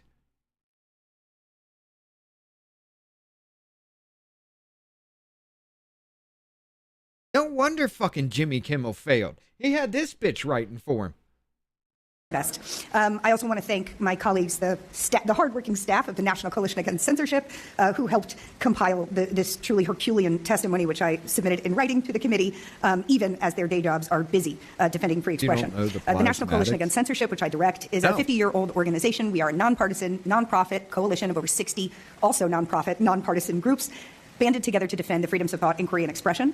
Our two focus areas lie largely in fighting for youth-free expression and defending the independence of arts and cultural and civic institutions. As I noted, putting this testimony together felt like a Herculean task, even as I thought I was finalizing my overview of the harms that free expression has experienced over the past year. On Friday alone, there were 3 or 4 incidents that in normal times, which I do remember, would have been a 5-alarm fire for free expression. On Friday alone, Chairman Carr of the FCC used his bully pulpit to encourage all broadcasters within his regulatory jurisdiction only to air patriotic and pro-American content. This, of course, is coming from an FCC chairman who, as Ranking Member Raskin rightly noted, has used his power to go after, investigate, and alter the programming of media broadcasters that the president himself has called out for disfavor. Yeah, but Orange Man in another incident, Mr. Rotman mentioned the seizure of records from a Washington Post reporter's home pursuant to a judicial signed subpoena. That judge excoriated the government on Friday after realizing that they had failed to flag for him shield laws that absolutely would have prohibited that subpoena from reaching those documents. And the judge rightly noted, we have ruined this reporter's career. That's irremediable. In a third incident that may not have made the national press, but which I want to talk about today, faculty at the University of North Texas's College of Visual Art and Design canceled a show by a visiting artist named Victor Quinones, who was grappling with concepts about his, basically his dual heritage involving both Mexico and growing up in the U.S., and had a show that had some anti-ICE themes. The entire show was canceled on orders from the UNT administration. And on Friday, transcripts of the faculty meeting were leaked to the media and revealed abject fear and confusion on behalf of a public school faculty unsure if they could display work with political themes. And that is not an exaggeration in the slightest. I'm sure you're all familiar with the analogy about a frog in a boiling pot, right? And these incidents on Friday alone are things that I would have thought would measurably bring up the temperature for censorship and propaganda in this country. And what I would like to use my time to really highlight for this committee is, in addition to the incredible amounts of direct censorship that my colleagues have focused on in their written and oral testimonies, if we are talking about the state of freedom of speech. Frogs in a boiling pot. I love that analogy. Frogs in a boiling pot. Bitch, do you understand? You probably don't. You don't put frogs in a boiling pot because a huge temperature change will let them know something's fucked up and they'll jump away. It's frogs in a pot. You slowly turn it up to boil. And they will boil themselves alive because they won't notice the temperature change. Their body will regulate with the water surrounding them. You don't throw them into a boiling pot right away, you stupid cunt. Oh my God. Now granted, wording, sometimes I fuck up my wording too. I'll give you that. But I'm just amazed that this hippopotamus is talking. It is in fact a freedom. And a freedom depends on whether or not you feel free to actually speak. And in addition to that direct censorship, we are currently witnessing a nationwide crisis of silent censorship, where people across the country have seen these incidents. They have seen protesters murdered on video for having the temerity to exercise their First Amendment rights to witness the government doing its job in public. They have watched as a media giant like CBS or a massive university like... No, we watched these people on video getting murdered because they were actually trying to have fights with ICE officers. We watched these people getting murdered because they were actually trying to kill ICE officers. We watched these people getting murdered because they were doing illegal shit and took it upon their own damn hands to have a fight with, to attack, to hurt, to maim, to kill ICE officers. That's their intention. They died because they decided that their lives were worth obstructing ICE officers for illegal immigrants. That's why they died. Let's not get it twisted. They died because they're too goddamn retarded to be called a human being. And God, as you like to call it, said, yeah, fine, I'll take this sacrifice. Columbia rolled over and complied in advance with the perceived political preferences of this administration. Right? And that matters. That's a little too far. When people's First Amendment rights are violated, I'm a First Amendment attorney. The courts are essential. They're necessary. They are absolutely not sufficient to actually uphold freedom of speech in this nation. There is no magical constitutional rights fairy, as much as I have wished for that every night of my life, for every teacher who was fired for posting something that somebody didn't like online, perhaps inadequately mourning the murder of Charlie Kirk. That teacher may be lucky enough to find a lawyer and file a First Amendment claim and maybe get some damages back.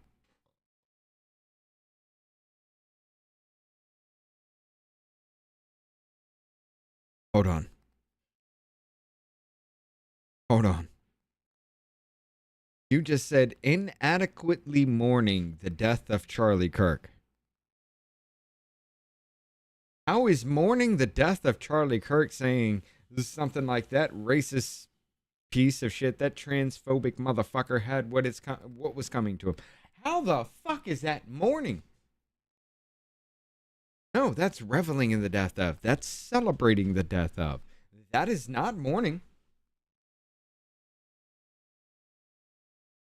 Inadequately mourning the death of Charlie Kirk by saying, yay, some racist asshole that I know nothing about is dead.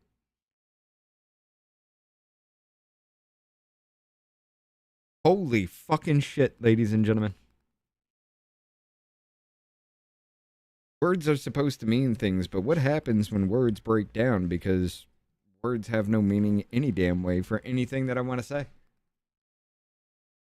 The words that I choose to use have no meaning, so therefore, what's the point of language in of itself? God damn, we are all now stupider for even hearing that. I apologize, ladies and gentlemen. Knock off another 2 brain cells. but there are hundreds of teachers within that district who know that that person has been fired, who know that if they speak out or say the wrong thing, they may lose their job, even their teaching certification, their librarian certification, and they choose not to speak. Holy shit. Holy shit. When people were saying shit about masks, when people were saying shit about the fucking COVID vaccine, when people were saying shit about the cancel culture, when people were saying shit like, hey, look, it is not racist to sit there and say that 52% of all violent crime comes from 6% of a population that only makes up 13% of the whole population. You saying things like that got you fired from your job. You putting out a tweet like beep, boop, beep, get you fired from your fucking job. But holy shit, calling for the death of people, saying, people in healthcare saying that if any conservative comes in here, I'm going to kill him. Oh, we should be able to do that, ladies and gentlemen. We shouldn't be fired from our jobs for that shit. A healthcare worker saying that she would accidentally kill conservatives is fired from her fucking job. And somehow that's censorship.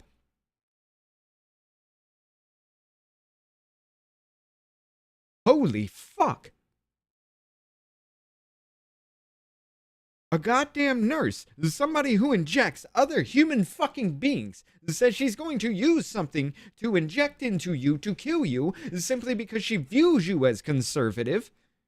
And somehow that should be allowed. She should remain in the healthcare system to jab motherfuckers. And anybody that she thinks is conservative, it's okay if she kills them.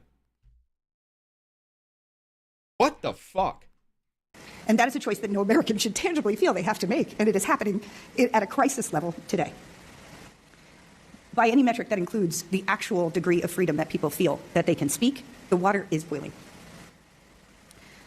I want to briefly mention three specific... Saying things like all lives matter and it's okay to be white should not get you fired from your job. Saying you will kill conservatives just because you were told to hate them absolutely should be fired from your job. Bitch, what the fuck are you talking about here? Holy shit. Removing somebody from a medical field because she said she's going to inject people she thinks are conservative to kill them should absolutely be allowed. Saying that all lives matter should not be a reason for you to be fired.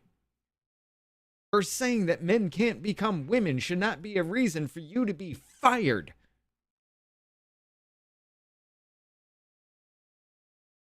I can't deal with this amount of retardation and not just come apart.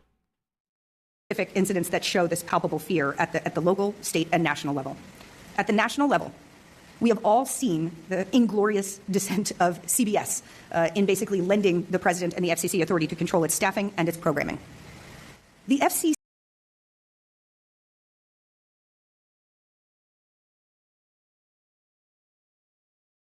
So wait a minute. Saying it is saying that if you put out some shit that is untrue or misleading, we will sue you and we will revoke your press pass, is somehow censorship because you refuse to sign that. It's censorship because you refuse to sign saying, yes, we will hold you accountable if you straight up fucking lie. It's censorship because I should be allowed to lie to the public and direct them the way I want them to go, simply because I'm a journalist. What absolute retardation is this? Did not investigate or penalize CBS for airing an interview with State Senate Representative James Tallarico for violating the equal time rule. Instead, the FCC made its preferences clear. Chairman Carr repeatedly noted the kind of content he did not want to see online. He made amendments to the FCC's interpretation of the equal time rule that magically only applied to broadcasters that Trump has called out, rather than, for example, radio broadcasters under the FCC's jurisdiction who have a different partisan bent. CBS, which is not only, of course, directly regulated by the FCC, but currently interested in rather large media consolidation, is subject to the... I just want to point out there's a lot of people here with red hair. There's a lot of soulless fucks running around in this crowd. Whims of the FCC's regulation, and again has learned precisely what to do to comply in advance to avoid the scrutiny of the FCC or another investigation or another $10 billion or $20 billion lawsuit from the president that the FCC would assist in getting settled. That is complying in advance, and it was a choice. It is an unfair choice that no media should have to face. But that is the temperature and environment that we are living in right now. And you want to know how I know they're redhead and not strawberry blonde? They're all pale fucking white. They're all vampiric fucking ghost-like. Yes, they're gingers. They're all... Look, the bitch in the suit thing right here, like this one right here, the one that you can see, the chestnut over. This bitch right here maybe can tan. That's probably the tannest she'll ever be in her fucking life. The bitch that wrote the children's book? Yeah, that's probably the tannest she'll ever be. I'm going to put, no.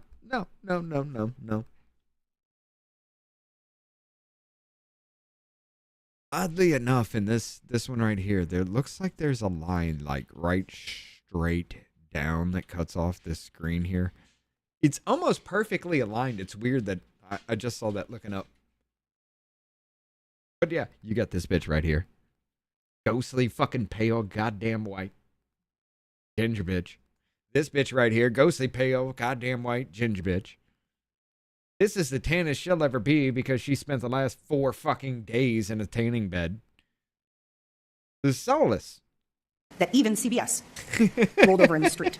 At the state level, I commend you to read the details of the leaked transcript from the University of North Texas discussion of whether or not political art can be shown at a school for art. That's a sentence I am tempted to repeat because it is so astonishing. It is a sentence that I certainly didn't think at this time last year would be something I would be saying as one more drop in the bucket of what's happened in the last week. During that conversation, the dean informed faculty that orders had come up from on high in the administration that an art show that they had invited and curated by a professional artist had been canceled. No explanation was given. It was mandated by UNT's administration. The faculty were instructed not to talk to anyone about that meeting's existence, not to speak to any students, to remember that they were always at the risk of being recorded when speaking to students.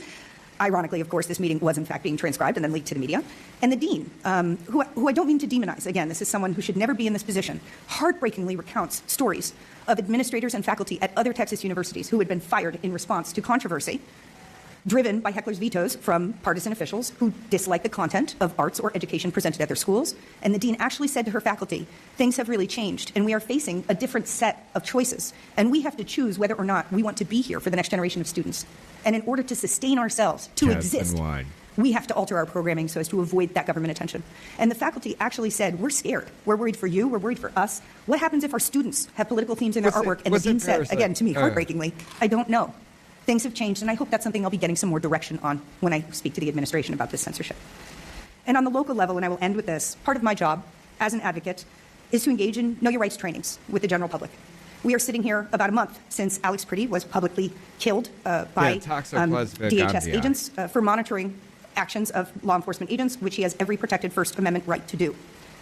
But I feel like a fraud when I give a know your rights talk and I'm telling real people who are really at risk, who want to know, can I bring my kid to a protest? Can I take my phone out and take a picture of a car that I think is being driven by somebody in Border Patrol?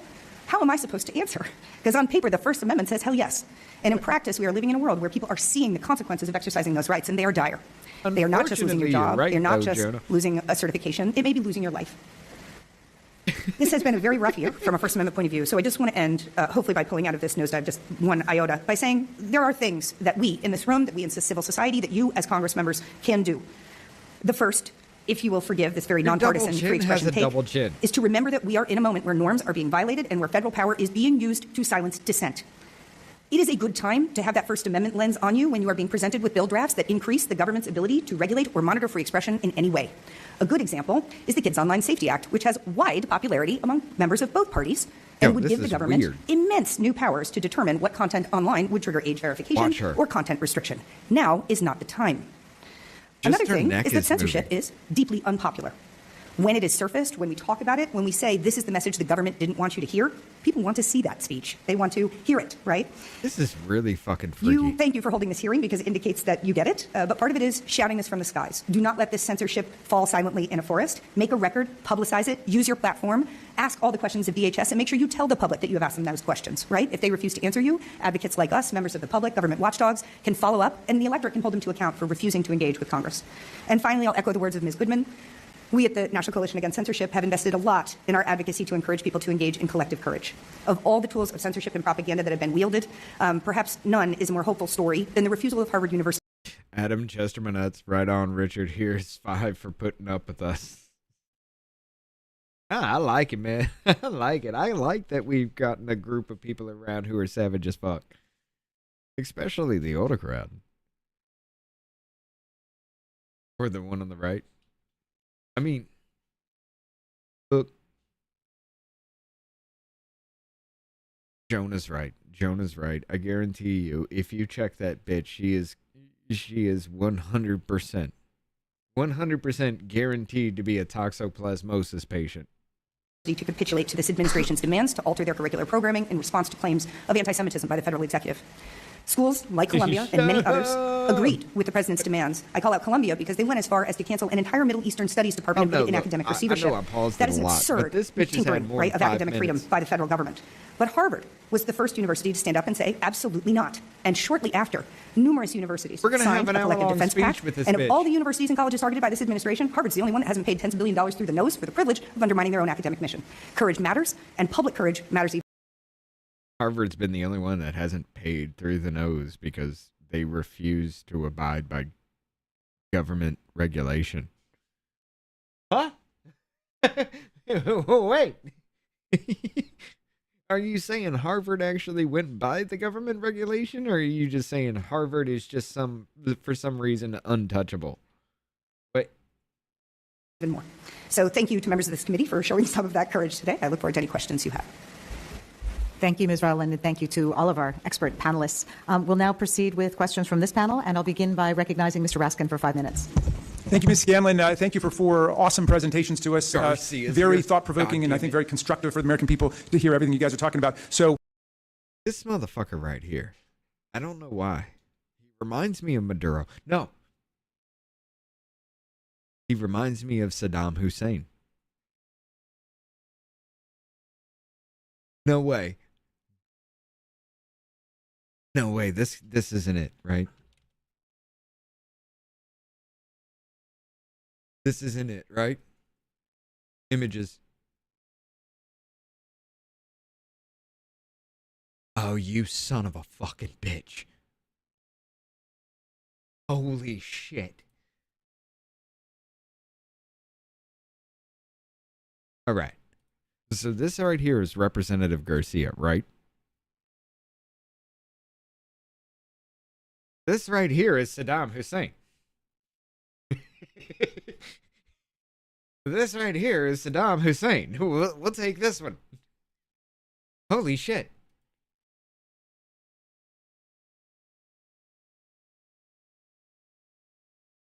The nose is different, but everything else is dead on fucking accurate.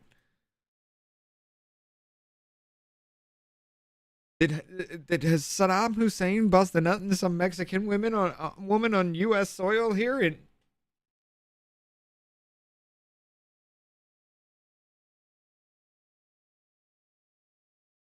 The nose is the only difference. Anyway. I've got a quick question for each of you. Ms. Cab, let me start with you. First of all, I'm tempted to start by quoting Attorney General Bonding and to say, you're not even a lawyer. You're not even a washed-up loser lawyer like me. Well, I wonder if you would delve more deeply into something that you touched on, which is the role of comedy and the comedians in this moment of political struggle and controversy, and why you think it's so important. Thank you, Mr. Chairman. And to your point, I didn't go to law school. I am not a real lawyer. I did go to a liberal arts university where I did a very moving dance about due process. And that's Brown for you. But I'll say this. Since the time of King Lear,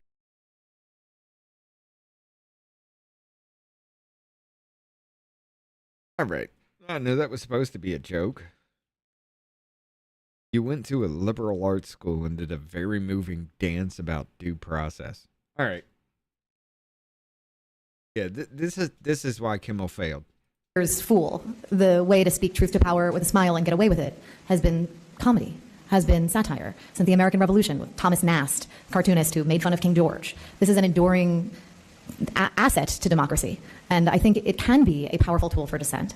I believe in it. It's why I spent 8 years of my life, from tan suit to tantrums in the Oval Office, making fun of what became increasingly harrowing to make fun of. But to your question, I think comedy works. I think Ms. Goodman put it so well when it inspires. Then why the fuck did you try to cancel every fucking comedian that hurt your pussy about words? No, seriously, that's what the argument was. He said words we don't like. He can't work again ever because he's not comedic. It's not funny. This isn't funny either. So how the fuck did you get a job or writing for Jimmy Kimmel? Now, granted, the dude's never funny, but you made him not funnier. If that's ever a thing, you did it. Somehow you did it. You made somebody who was never funny even worse of a fucking comedian. That was you. And Ms. Rowland, when it inspires collective consciousness to rise to action around the absurdity that is being pointed out. I think a good joke creates to give an unfunny comedic dissection of why comedy is comedy.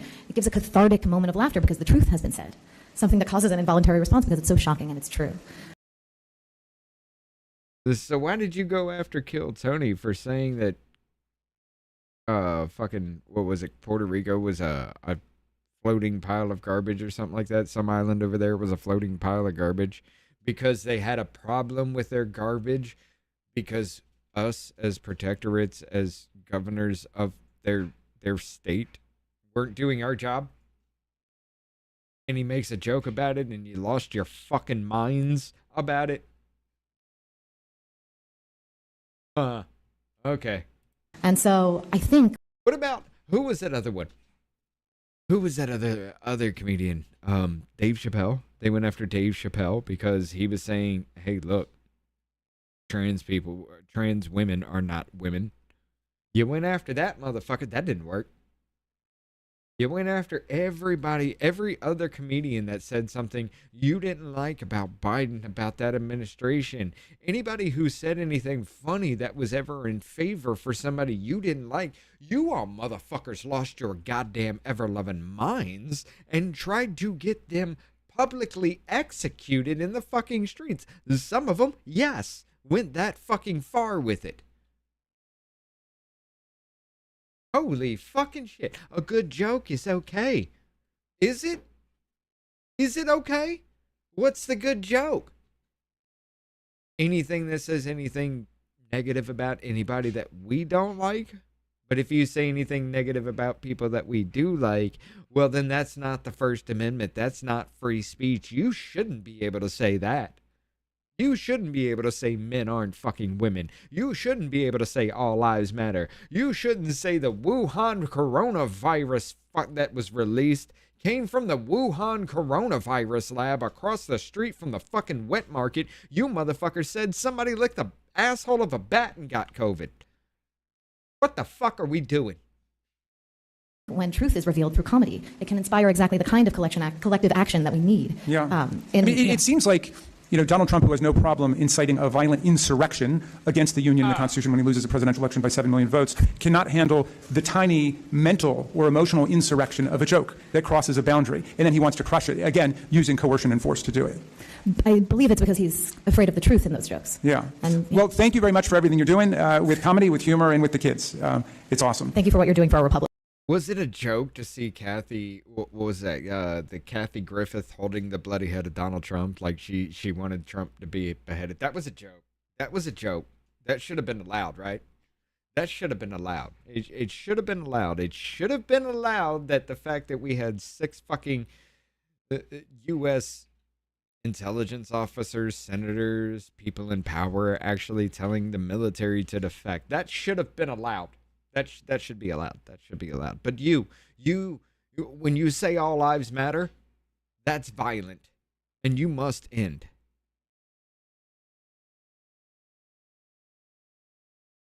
What the actual fuck are we doing, America?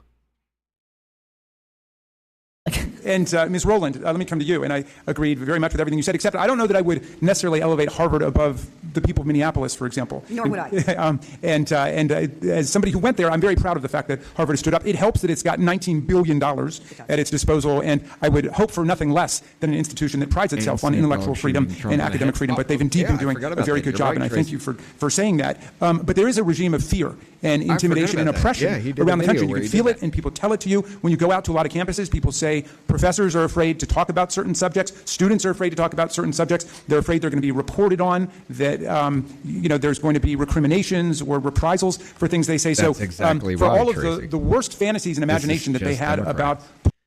Like I said, this is going to be a circle jerk of ass fucking. That's exactly what it's going to do.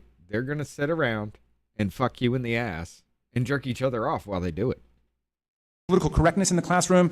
This is that times 10,000 because the power of the state is there waiting for people. So I wonder if you would just elaborate a bit on what you think the best antidotes to that are. And I think that the ice is beginning to crack around the country. Around this, people are really beginning to speak out and speak up. The musicians, the comedians, the writers, the poets. But I wonder what you think is the key to sort of breaking the logjam. Well, let me agree wholeheartedly. I'm also a graduate of Harvard, and I have no, frankly, excessive pride in my alma mater. I would absolutely agree that the people of Minneapolis have been a profiling courage for the rest of us to watch, right? And they've been doing it in sub-zero temperatures, which I think makes their constitutional fortitude all the more impressive. You are correct that Harvard has an endowment that allows it to cushion a fair bit of this kind of coercion. So attacking ICE officers shows absolute fortitude and courage because you're doing it in sub-freezing temperatures. Holy shit. You are the most courageous people in history because you're out there screaming at ICE officers in sub-zero fucking temperatures. And when it gets violent, somebody gets ended, and then you got Renee Good's carpet muncher asking, why were you using real bullets? I should be allowed to run you over and potentially kill you, but why were you using real bullets? You should have been playing with paintballs. No, even paintballs can hurt and kill you. You should have been using pillows. Not beanbags, actual pillows. It should have been a pillow fight. As she tried to run him over, it should have been a pillow fight. Shut the fuck up. And principle. But that is not unique to Harvard, right? That's partially why I called out CBS and Columbia. They, too, have massive amounts of money and still made a choice to comply in advance with unconstitutional demands. And Paul Weiss Griffin also. For sure. I mean, none of us even mentioned the attacks on law firms, and so thank you for raising it. I think collective courage is the answer. What we have to do is build among people in society a feeling of safety in numbers that starts to tilt that playing field. So even though all of us may not have $1 billion plus endowment, we do have community, right? And so, for example, after Harvard stood up publicly, many other universities joined in a collective pact, and we have not seen, right, another one of them fall prey to this since, even though they are much smaller than Harvard on average. In the philanthropy world, for example, John Palfrey, who leads the MacArthur Foundation, helped gather. Because they removed funding from colleges that weren't sticking to federal regulation. Harvard said, no, fuck you, we don't need your money. And then all of a sudden, all the other colleges said, yeah, you're right, we don't need your money. Okay, fuck it, you don't have funding. Somehow you are still getting your funding. Can we look into that? Can we look into where that's coming from? Because that damn sure ain't coming from the admission or from students. It damn sure ain't coming from that. So where the fuck is this funding coming from now then? A group of philanthropists who said, we collectively, aware, by the way, of the threats of NSPM 7, which Ms. Goodman mentioned, said we are not going to comply in advance, and we are going to have an agreement among us as institutions that we will do it together. So no one feels I am the only one who's sticking my head up above, right, the whack-a-mole surface, and then I'm going to be the one targeted. And even on a more local level, at the National Coalition Against Censorship with our colleagues at the Vera List Center, we actually have a campaign called Collective Courage for arts and cultural workers to get together and sign on to a shared statement of values that said they will commit to their artistic independence and freedom, and make sure that they share resources and best practices and legal defense tips among them. So what we're trying to do is replicate that power of Harvard University on a distributed scale so that people feel that they are a member of a community that will support them. And if they are going to stand up and refuse to comply and insist on their constitutional rights, that they will be doing so in a community of like-minded people, which gives us safety. And not just safety, but also is a clear demonstration to other communities and to the international community that we are not accepting the violation of our First Amendment rights on our knees. Great. Right, and then two quick questions. And Mr. Rotman, just for you, if you would say a little bit more about the Press Act, which I do have some pride in, and it has passed unanimously twice in the House, but if it had gone through the Senate, what it might have done in the case of the Washington Post journalist. And Ms. Okay, why don't you answer that now? I have a quick one from Ms. Goodman. Thank you, Representative Raskin. So first of all, thank you for your leadership on the Press Act. And quite simply, if the Press Act was in place, it likely would have blocked the Justice Department's ability to execute a search warrant or a reporter's home for the first time in U.S. history. Shane, check this out, dude. Check this out. You came in late. You see this woman right here? Well, hold on. Let me take away the chat real quick. Video. You see this woman right here? She wrote for Jimmy Kimmel for 8 years. Now you know why Jimmy Kimmel has never been funny. She wrote for Jimmy Kimmel for 8 years. She wrote a book, a children's book called Buffalo Fluffalo that I am 92% sure it is about Donald Trump. And it's a story about a buffalo who's really big and fluffy, and he's all mean and angry just because he secretly wants people to like him. And once people figure that out, they became his best friends. This is fucking weird, dude. She also said, you remember when those people were complaining that Donald Trump blocked them on Twitter, so they sued him? She also claimed she was one of those fucking people. I looked it up. Out of the 7, that name was nowhere near any bit of it. She tried to sit there and say that, what was it, oh my God,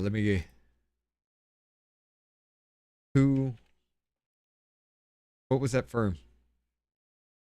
The Knights of First Amendment Institute at Columbia University. The plaintiffs were Philip N. Cohen, Eugene Gu, Holly Figueroa O'Reilly, Nicholas Pappas, and Joseph Pop, Rebecca Buckwater Poza, and Brandon Neely. She wasn't in that group, but yet she said, hey, they sued him because Trump blocked me for making a little mean comment.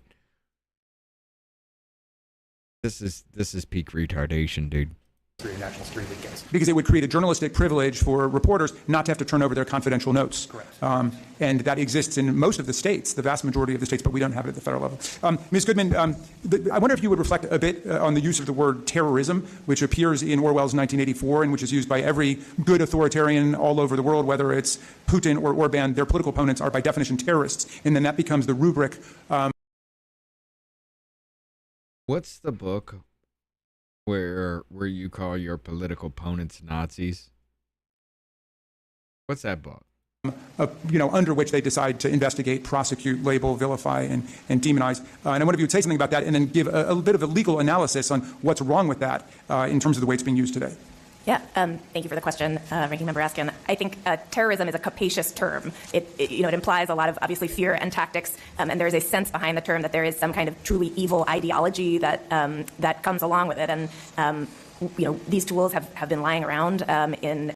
Are you trying to say terrorism is not an evil act? No, there ain't no way this bitch is going to sit here and say that. Hold up.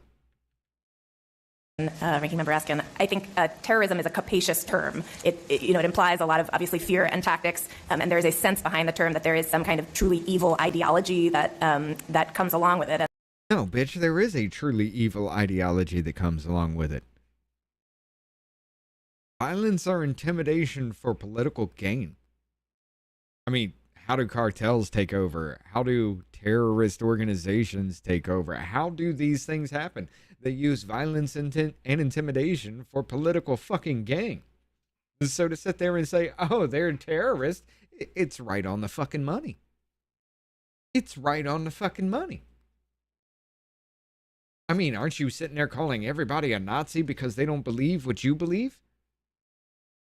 But yet somehow calling you a terrorist. I mean, let's be honest.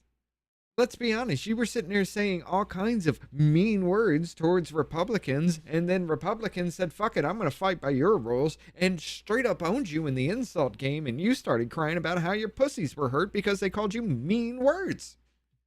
I mean, let's not forget who started this shit. What about the maggots thing?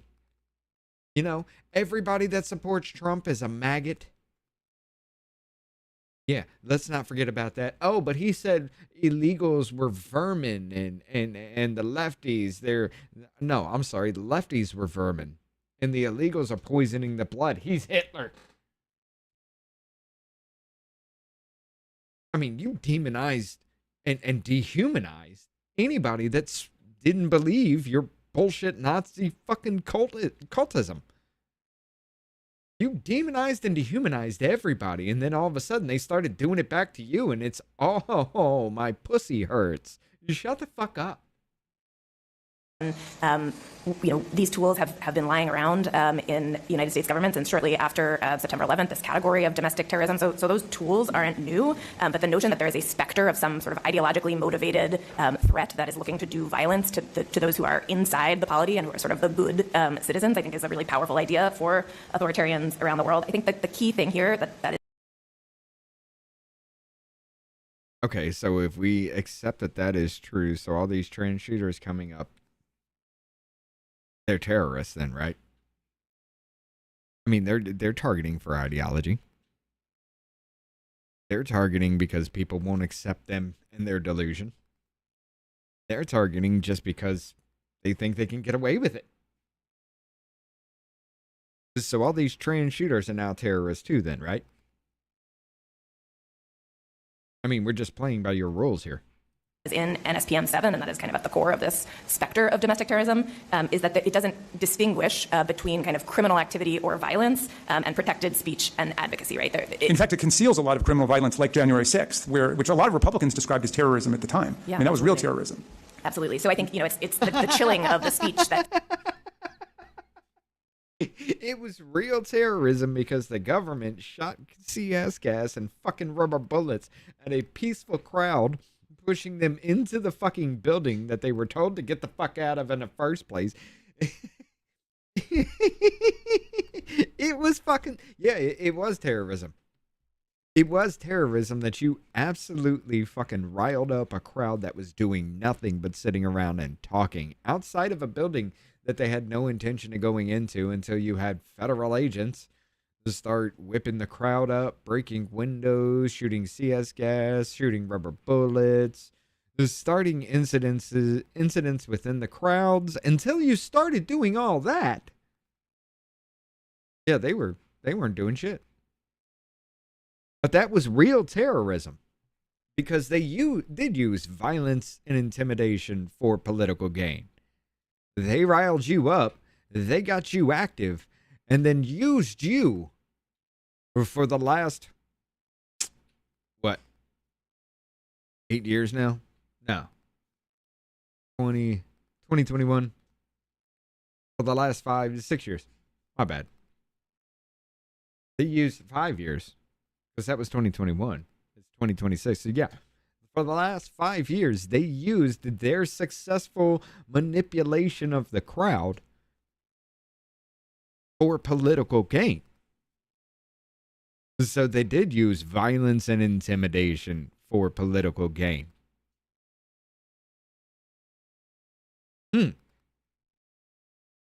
Our own fucking government is terroristic at that point then, right? Feels like it could be related to criminal activity, even though, of course, the speech is protected, and that is at the core of the First Amendment. 5 people to die. No police were killed that day. Thank only you Trump so much, supporters. and I'll recognize Representative Jayapal for 5 minutes. Thank you so much, Ranking Member Scanlon, for your leadership on this, and also Ranking Member Raskin for leading us forth on so many fronts. And thank you all for your testimony, Ms. Kalb. If you were to write for members of Congress, perhaps we'd have a bigger audience that would tune in for our very exciting hearings. But hopefully there's a lot of people that are listening to this because it really does affect so many of us in very profound ways. And as the Ranking Member of the If she was writing for you, nobody would ever pay attention. Even your own damn side would hate you. Holy shit, Shovelface, are you serious? Immigration Subcommittee, I have been very focused on the ways in which the Trump administration has used nominally the immigration system to crack down on the freedoms and free speech rights and all the freedoms that people are guaranteed by the First Amendment, using immigration as sort of a catch-all phrase. I mean, this was supposed to be about going after the worst of the worst, and I think everybody understands now that this isn't about immigration at all. And I think what separates our democracy from authoritarian regimes is the freedoms that are guaranteed to every single person in our country, every single American, certainly, and in many cases, every single person. To criticize, to make fun of, to disagree with things that are said, and to do that with freedom. In fact, when the Republican majority had a hearing on First Amendment free speech protections, they brought people from other countries. It's the only time they've imported foreigners willingly to testify to us about Americans. I do want to point this out, though.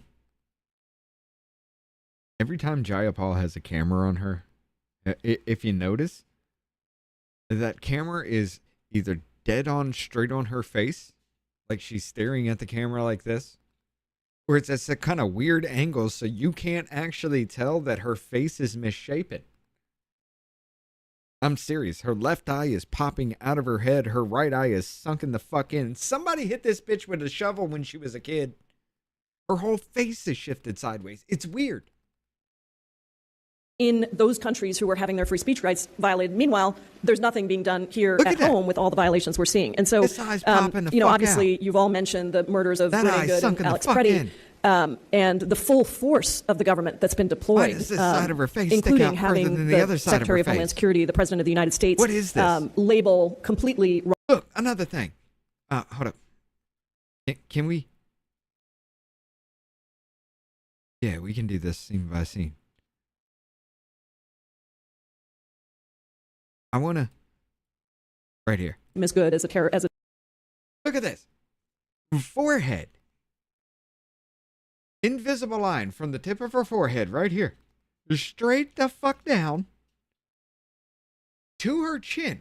This is Mac the fucking Knight tonight. You remember that dude? The moon dude? Look at this. Her forehead to chin. The only thing that intersects that line is her fucking nose. Does somebody hit this bitch with a shovel?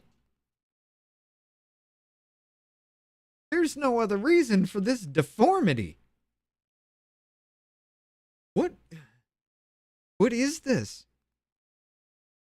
She looks like a fucking predator jaw. Like, this is a predator. Nah, it's not a predator jaw.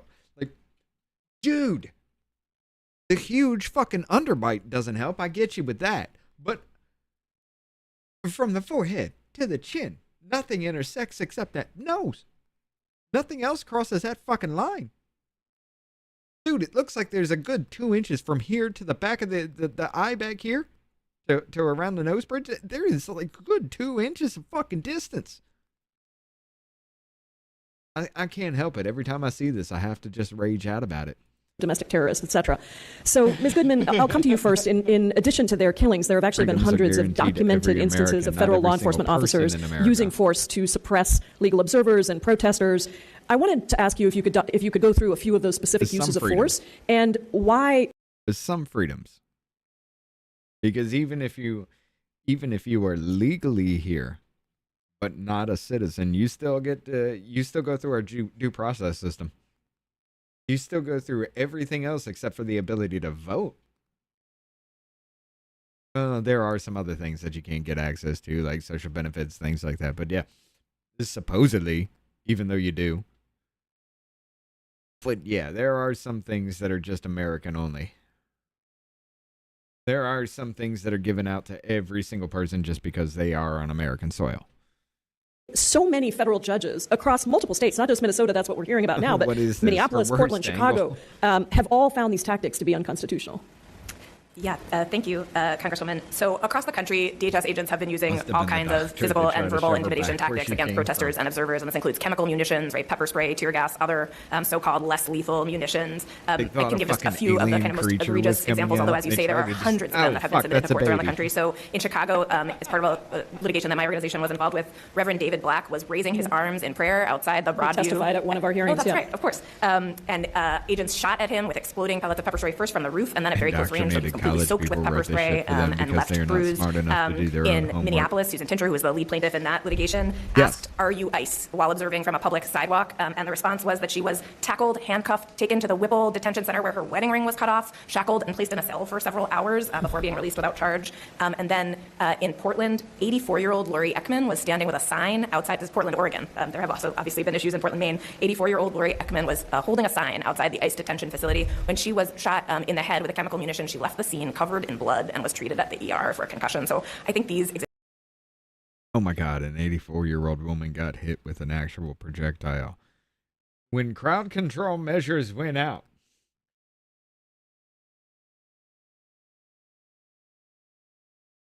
you mean to tell me an 84-year-old woman was too stupid to say, you know what, I'm old as fuck. This is getting a little violent. Maybe I shouldn't be here.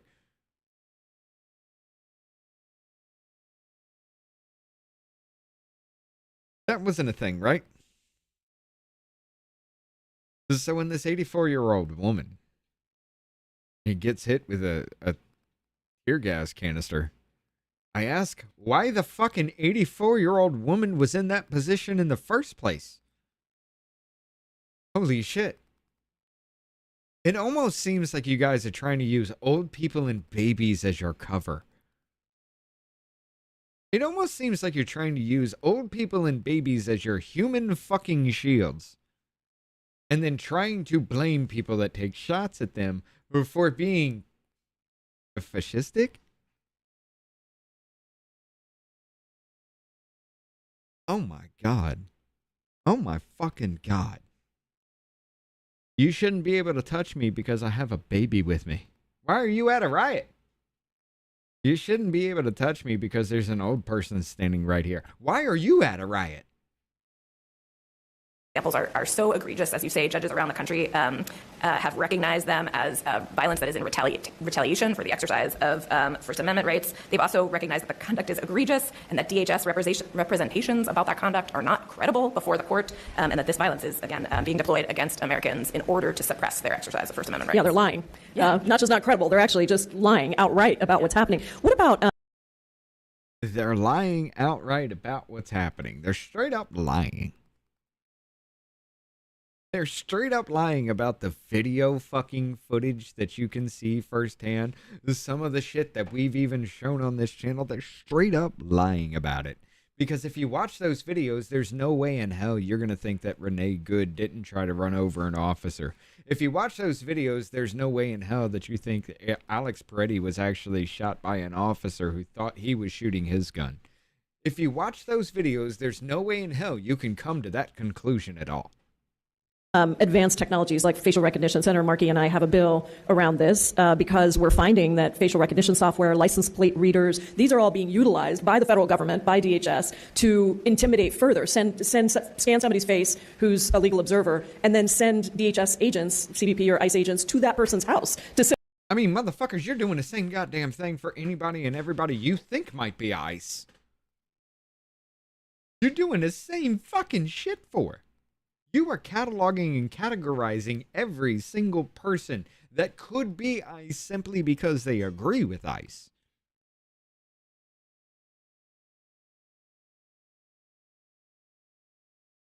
Federal agents having a database of people who just disrupt, because there are people who make it their career to do this shit.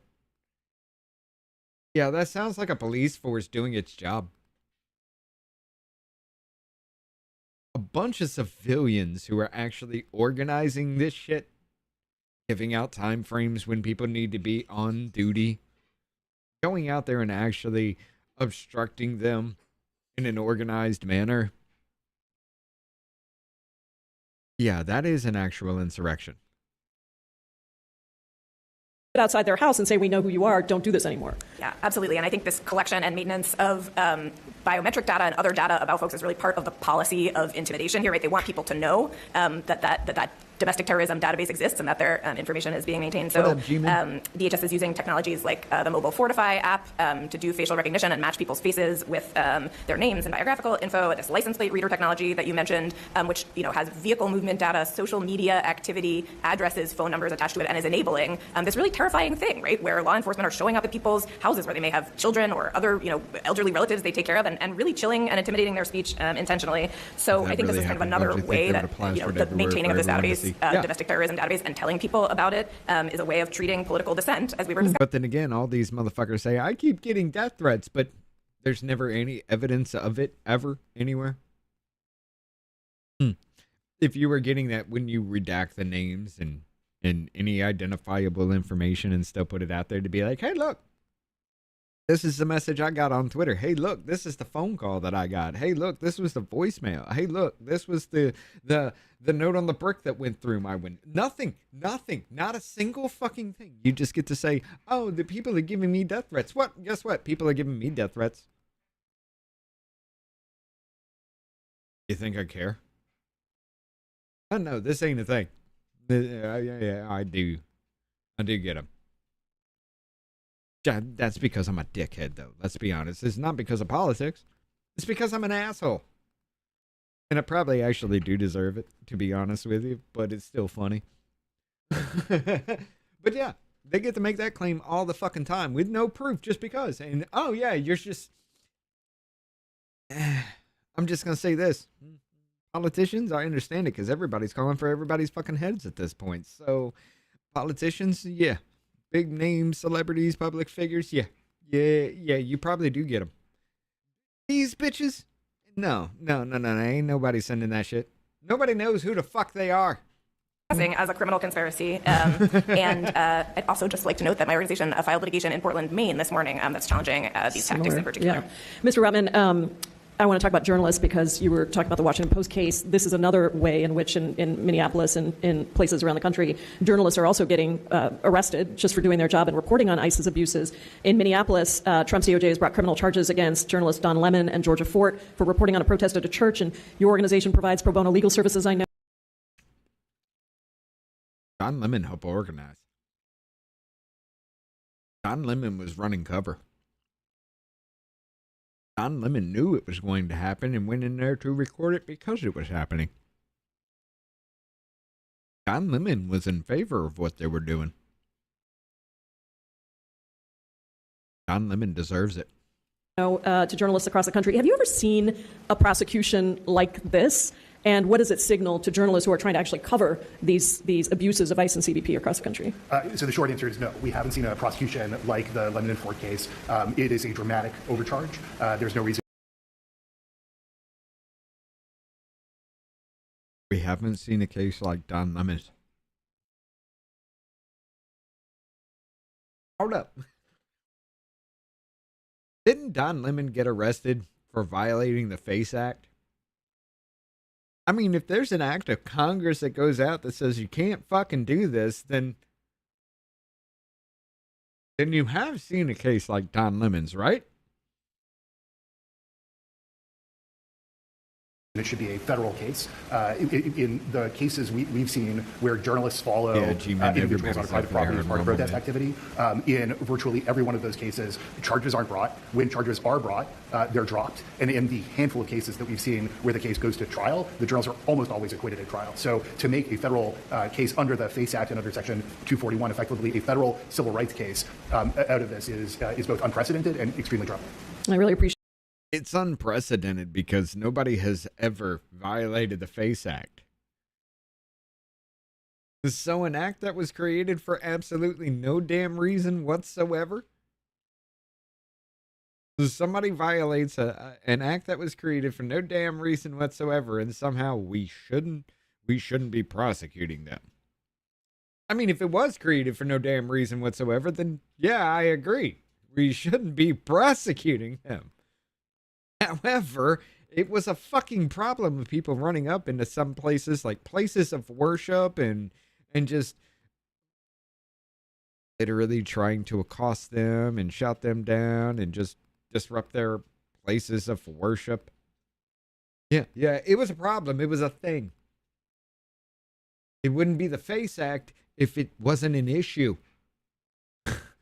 Holy fucking shit. There's no precedent for this, ladies and gentlemen. There is no precedent for the FACE Act. So therefore, they shouldn't be arrested for it. Appreciate all of your testimony, and there's so much to cover on this topic. I decided to just focus on immigration, but I will say to your point, Ms. Rowland, that courage is contagious, and I think that is part of what we have to train Americans across the country to. Tell me, right here, you can see it perfectly. Tell me this eye is not bugging the fuck out. Like it's ready to pop out of her head like some fucking Total Recall bullshit. And this eye right here is sunken the fuck in. Like her brain is trying to eat the eyeball from the inside out. Like, come on. You gotta see it. Fucking Total Recall on one side, goddamn Alien on the other.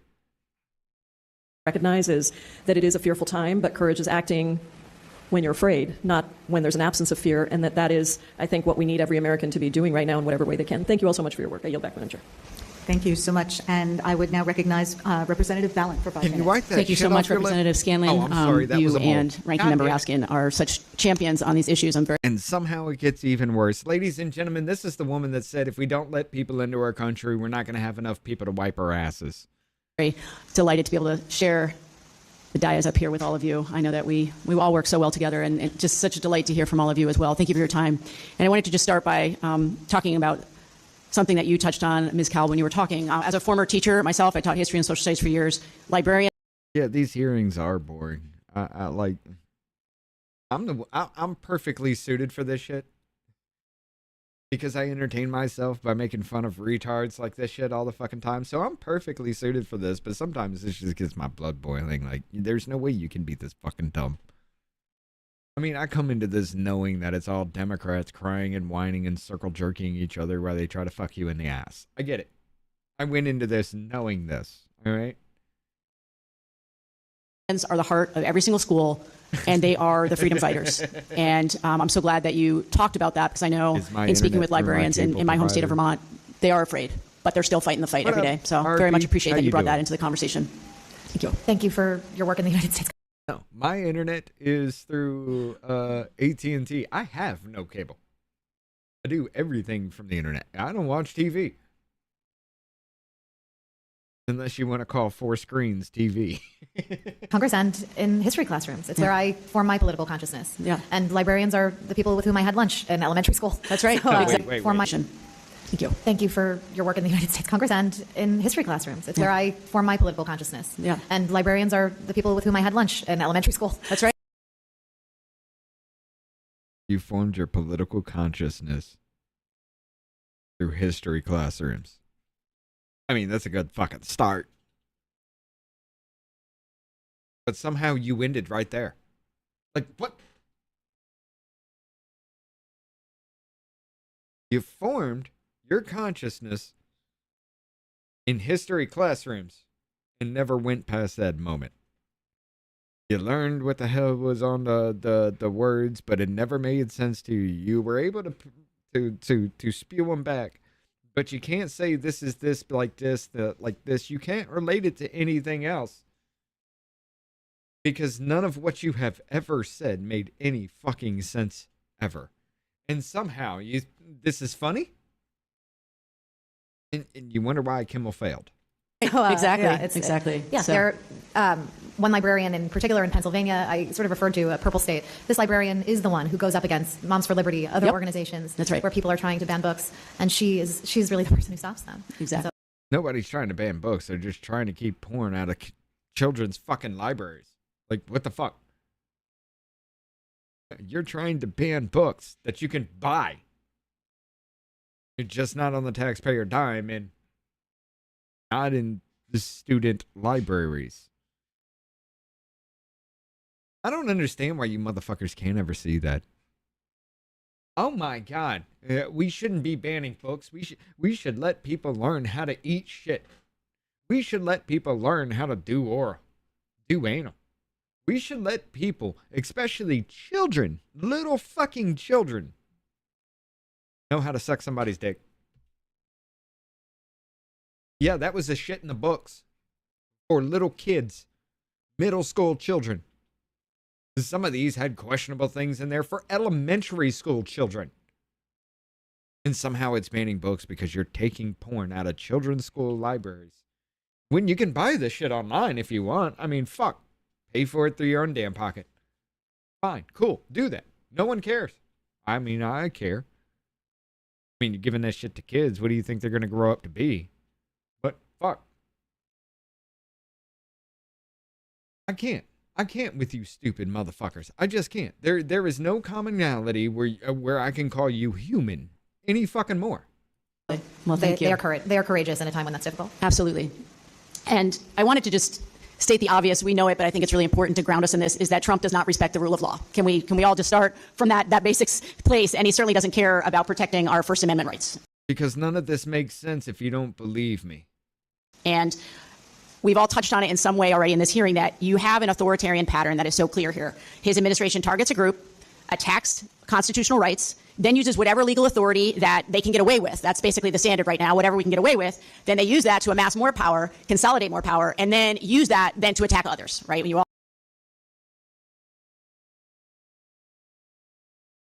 Democrat playbook for the last 10 fucking plus years. Go back. have an authoritarian pattern that is so clear here. His administration targets a group. Biden. Just think of Biden for this one, okay? His administration targets a group. Attacks constitutional rights. Attacks constitutional rights. You know, shut the fuck up about COVID. Just shut the fuck up about the election. Just shut the fuck up about anything and everything Biden's got to say. Just shut the fuck up about it. Shut the fuck up about Twitter. Just shut the fuck up about everything that we're doing. Just shut the fuck up, America. Then uses whatever legal authority that they can get away with. That's basically the standard right now, whatever we can get away with. Then they use that to amass more power, consolidate more power, and then use that then to attack others, right? Okay, so a few payments to a lawyer for what? Retainer fees somehow turns out to be 34 count felonies because of what underlying crime?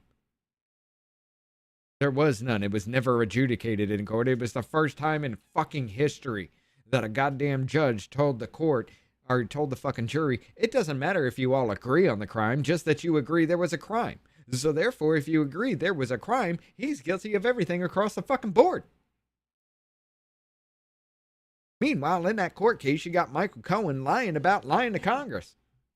Yeah, he literally said, Mr. Cohen, isn't it true that you went to jail for lying to Congress? Well, yeah, it was prison. Went to prison for lying to Congress. Yes. Did you lie to Congress? No. But you went to prison for it, right? Yes. So you lied to Congress? No. You straight up lied on fucking stand.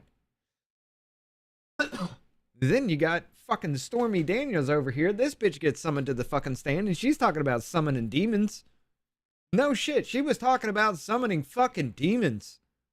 And somehow he's guilty of a crime because she's summoning demons and Michael Cohen lies on fucking stand and it's allowed.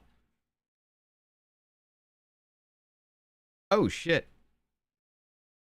I went too far back, or too far here. One librarian in particular in Pennsylvania, I sort of referred to a purple state. This librarian is the one who goes up against Moms for Liberty, other organizations. That's right. Where people are trying to time when that's different. Ground us in this is that Trump does not respect the rule of law. Can we all just start from that basic place? And he certainly doesn't care about protecting our First Amendment rights. Yeah, close and we've all touched on it in some way already in this hearing that you have an authoritarian pattern that is so clear here. Here we go. His administration targets a group, attacks constitutional rights, then uses whatever legal authority that they can get away with. That's basically the standard right now, whatever we can get away with. Then they use that to amass more power, consolidate more power, and then use that then to attack others, right? You all... He's a felon, so therefore, he is now the president. Every single judge must do an injunction. Every time this motherfucker's taking a step, injunction. Amassing more power. Spoke about that so eloquently. And one of the things that I've been thinking about so much is the ways in which Trump's first actions in the early days of administration was going after a full-scale crackdown on immigrants free speech rights, right? To use them as examples. And the Department of Homeland Security detained foreign students who were here legally because of what students said about the war between Israel and the people of Gaza. And those people included Mahmoud Khalil, a student at Columbia University, Ramesh Ozturk, a Tufts University PhD student who was here on a student visa. And I should say Mahmoud Khalil was also here legally. And then my constituent, Mosa Madawi, also a Columbia University student and a Vermonter for over a decade, who was literally one step away from being a naturalized citizen. He was called in for a bogus hearing. And at that hearing, that's when he was arrested. And he will actually be my guest tomorrow for our alternative programming for State of the Union. But so each of them.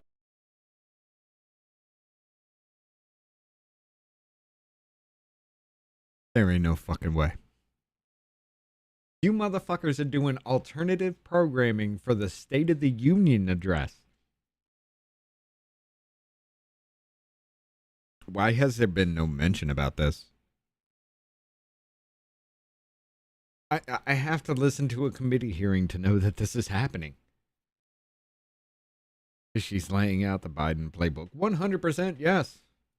Was detained and arrested under circumstances that were frightening. And I want to highlight the situation with Ramesh Ozturk. She was abducted off of the streets by masked men and literally thought she was being kidnapped. And in fact, it turned out she was, but only by our government. That was the unexpected part. And I already spoke about how Mosa Madawi was arrested. And I wanted to ask Ms. Goodman, it looks to me like these arrests are actually very calculated in the way that they're carried out, because it's not just about intimidating them. It's about sending a message to others that, in fact, you need to not use your First Amendment rights. Would you agree with that characterization? I think that's right. And I think it is impossible, even with the might of the federal government, as Ms. Rowland was discussing, to actually suppress the speech of the many millions of Americans who disagree on something, right, with this administration. I think even among the population who voted for Donald Trump, there are. But it's fine. It's fine that it happened under Biden. It's totally 100% fine, because all you motherfuckers are just crazy-ass right-wing conspiracy theorists. You're all nuts. Every single one of them turned out to be true, but you're all insane. You shouldn't be in the public space because simply you're just insane. You shouldn't be able to speak at all because we deem you to be insane. You're just saying some random conspiracy theory shit, you QAnon nut job. Holy fuck. Most of the conspiracy theories actually turned out to be correct. So it's almost like you were trying to hide something and telling people to shut the fuck up because they started looking into your bullshit.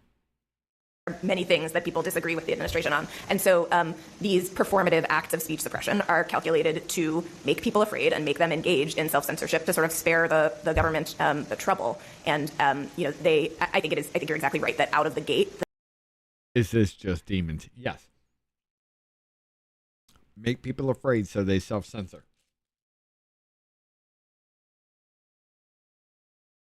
The word faggot.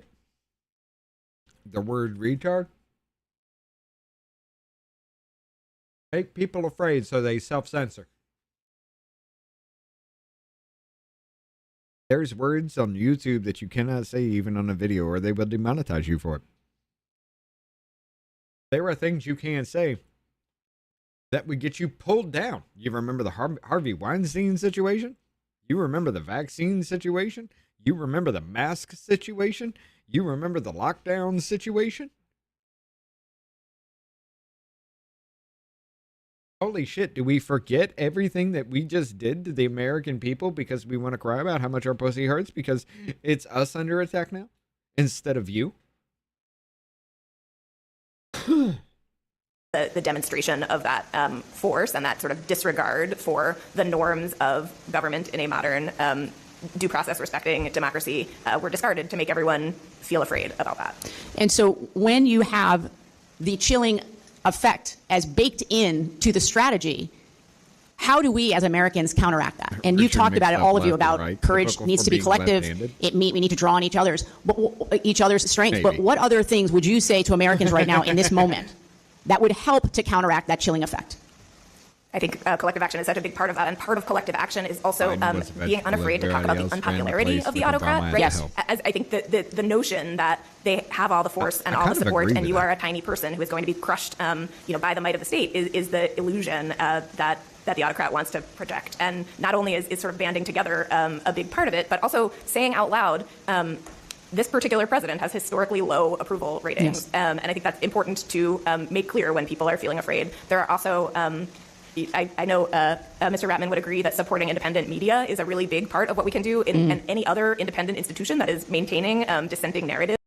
ChatGPT. You're going to love this, Rick. Hold up. Where is that one? Where is that one? I sent it. I know I did. Where is that one from ChatGPT? I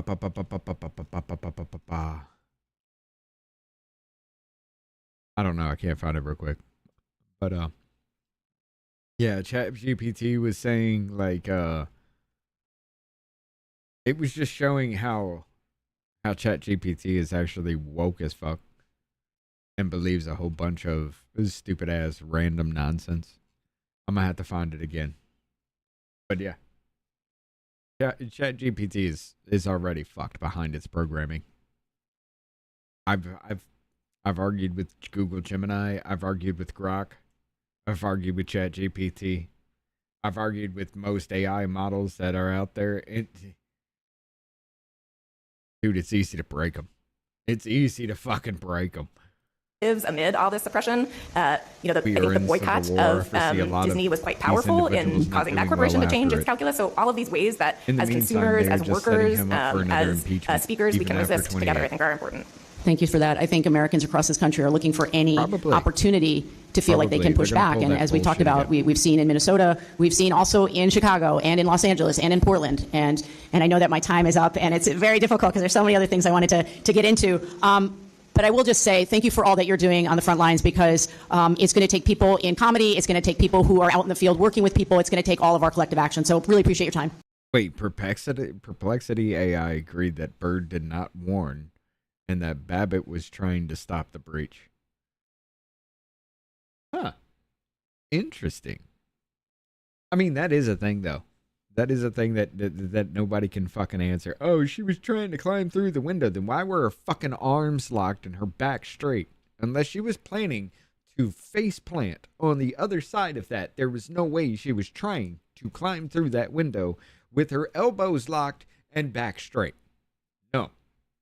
You can't climb that way.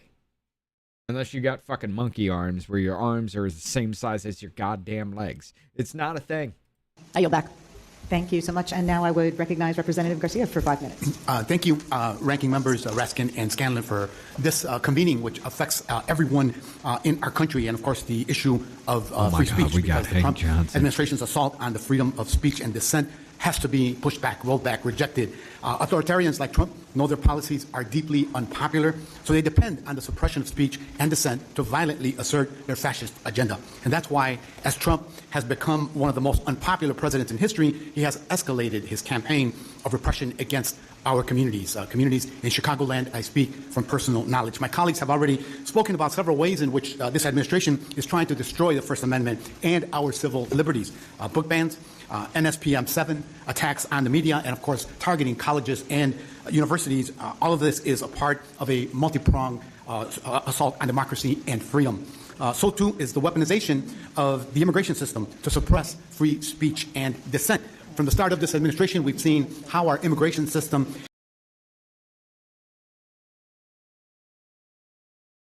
Yo, there ain't no way fucking Saddam Hussein here is going to tell me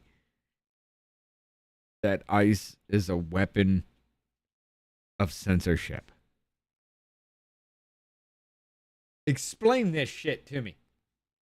Is being used to target people based on their views. They've targeted legal permanent residents who spoke out against the genocide of Palestinians in Gaza. Mahmoud Khalil, whom I met with last week. No, to my understanding, he wasn't speaking out about that. To my understanding, he was actually using coded language for calls for violence. Mohsen Magdawi, Rumeisa Asur, Badar Khan Suri, and many others were targeted for removal based on their speech and identity, and all of them here legally.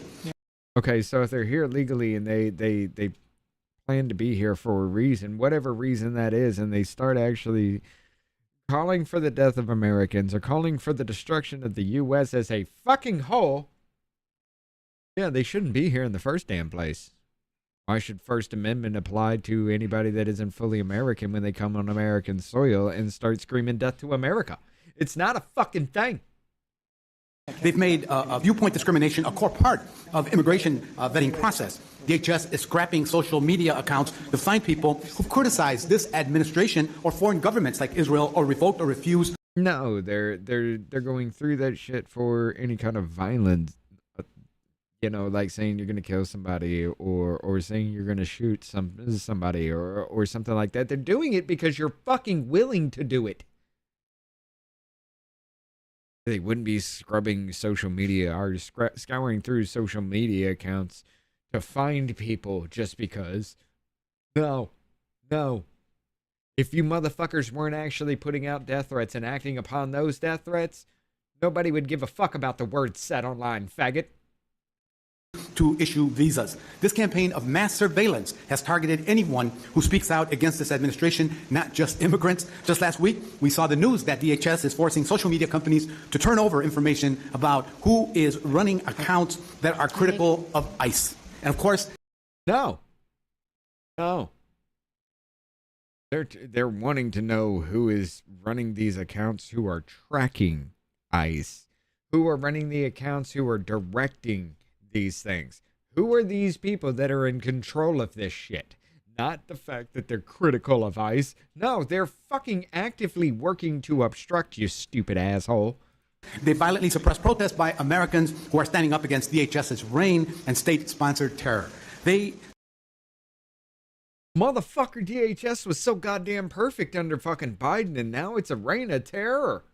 Oh my God, it's the same fucking people. It's the same fucking people just following different orders, and somehow this is a bad fucking thing.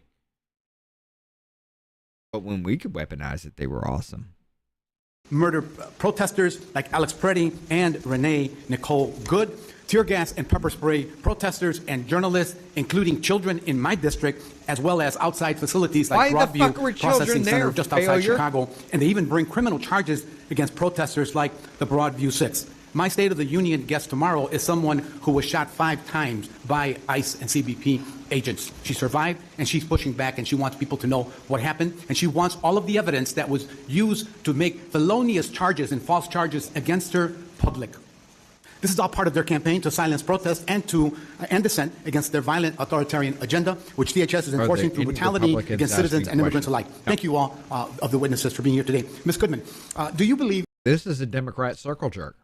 That the Trump administration's weaponization of the immigration system makes our democracy more or less safe?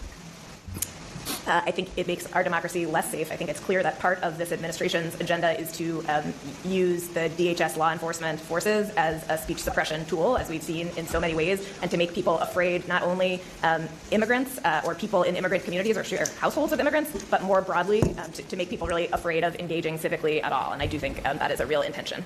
Thank you. And Ms. Goodman, how does this weaponization affect not only immigrants, but every person in this country?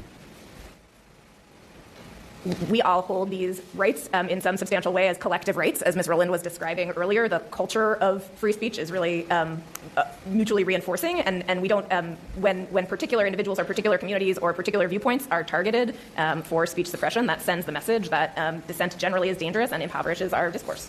Thank you for that.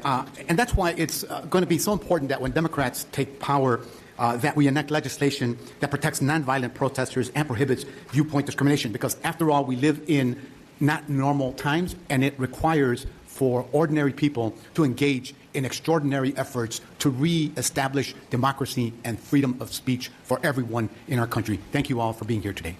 I yield back. Thank you. And at this point, I would recognize Representative Johnson for 5 minutes. Thank you. Has Guam tipped over yet? Congresswoman Scanlon, and thank you, witnesses, for your appearance today. I'm sorry for getting here late, but better late than never.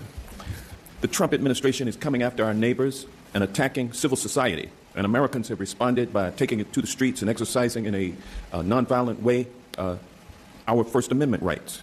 But engaged and informed citizenry scares the hell out of the Trump administration. And so they have responded by physically attacking and assaulting peaceful protesters. And These Department of Homeland Security, ICE, and Customs and Border Patrol thugs, I know this is a circle jerk, are the ones who've been doing this work. Their ranks have been plussed up double, 10,000 new agents with the passage of the Big Ugly Bill. That's weird to say. And with $170 billion for that agency. But it does. To use as it militarizes the streets of America with these armed thugs. Now, these are folks that can't invest in uniforms, but they can, according... I'm sorry.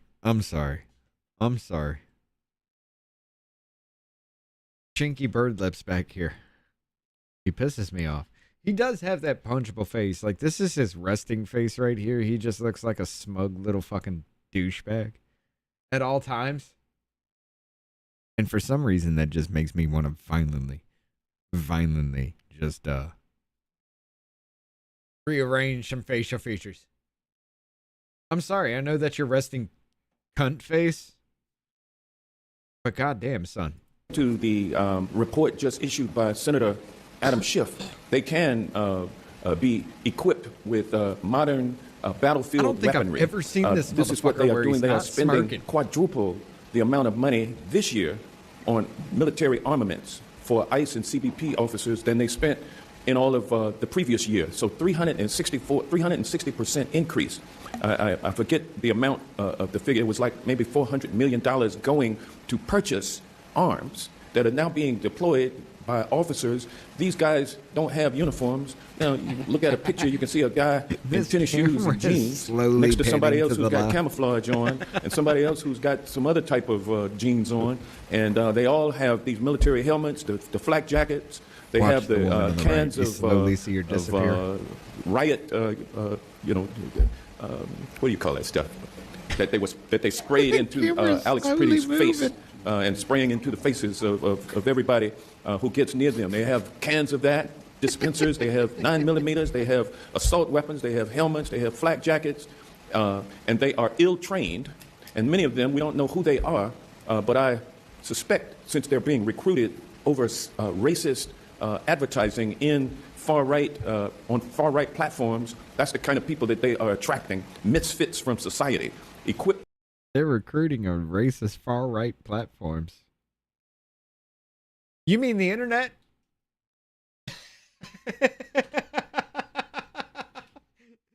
So the internet is racist far-right platforms because people are putting out fucking images and recruitment videos all over social media. I guess YouTube's a racist far-right platform. Fucking Rumble's a racist far-right platform. Facebook is a racist far-right platform, ladies and gentlemen. Meta is a far-right. God, you are too fucking stupid to be called a human being. To the hilt with military-style weapons, patrolling our neighborhoods, stopping people, pulling them out of cars. And now we hear the administration talking about using armed agents in the upcoming elections. Elections, there's no right to vote in the Constitution. So you got to assume, though, that that right to vote is a way of communicating.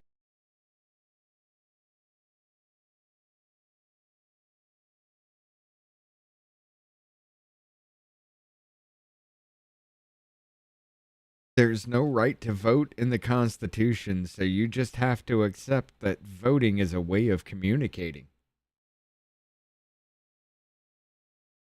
Did he miss a few? No. That's vitiligo. That's like white spots on his neck. He's doing the Michael Jackson thing. Yeah. There is no way this motherfucker just said that. Coming elections. Elections, there's no right to vote in the Constitution. So you got to assume, though, that that right to vote is a way of communicating. That's a First Amendment right. You're speaking through your vote, but they want to suppress that. Ms. Goodman, within the last few months, your organization has filed at least one lawsuit against DHS and federal agencies for violating individuals' constitutional rights. Your organization also works to protect elections, including protecting voters' ability to participate meaningfully in the process, free from intimidation and harassment. I'm concerned about the confluence of these two things. We are seeing an increased presence of military law enforcement in our neighborhoods, and now we know that the midterm.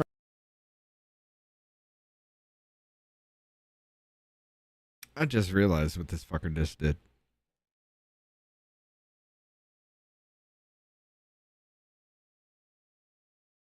In a constitutional republic, with democratically elected representatives. This motherfucker said there's no right in the Constitution for people to vote. Yeah, you're right. It doesn't say every single American citizen gets to vote. It doesn't say that. There are amendments in there that restrict the right to vote. So that means the right to vote is automatically fucking given, provided that you're not violating the restriction. So because there's no amendment that absolutely gives you the right to vote, then you don't have the right to vote? What kind of fucking argument?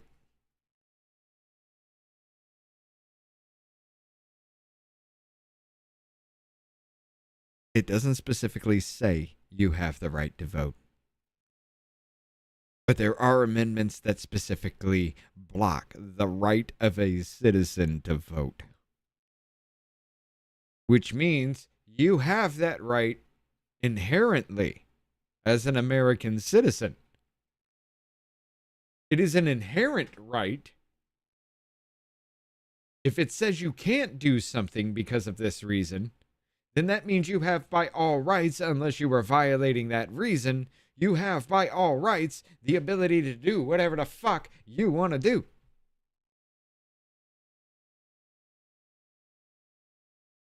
The Constitution doesn't say you have the right to vote, so you don't have the right to vote, America. How the fuck are you still in government? Elections are approaching, and the Trump administration has said that they are going to deploy armed thugs and misfits around our polling places.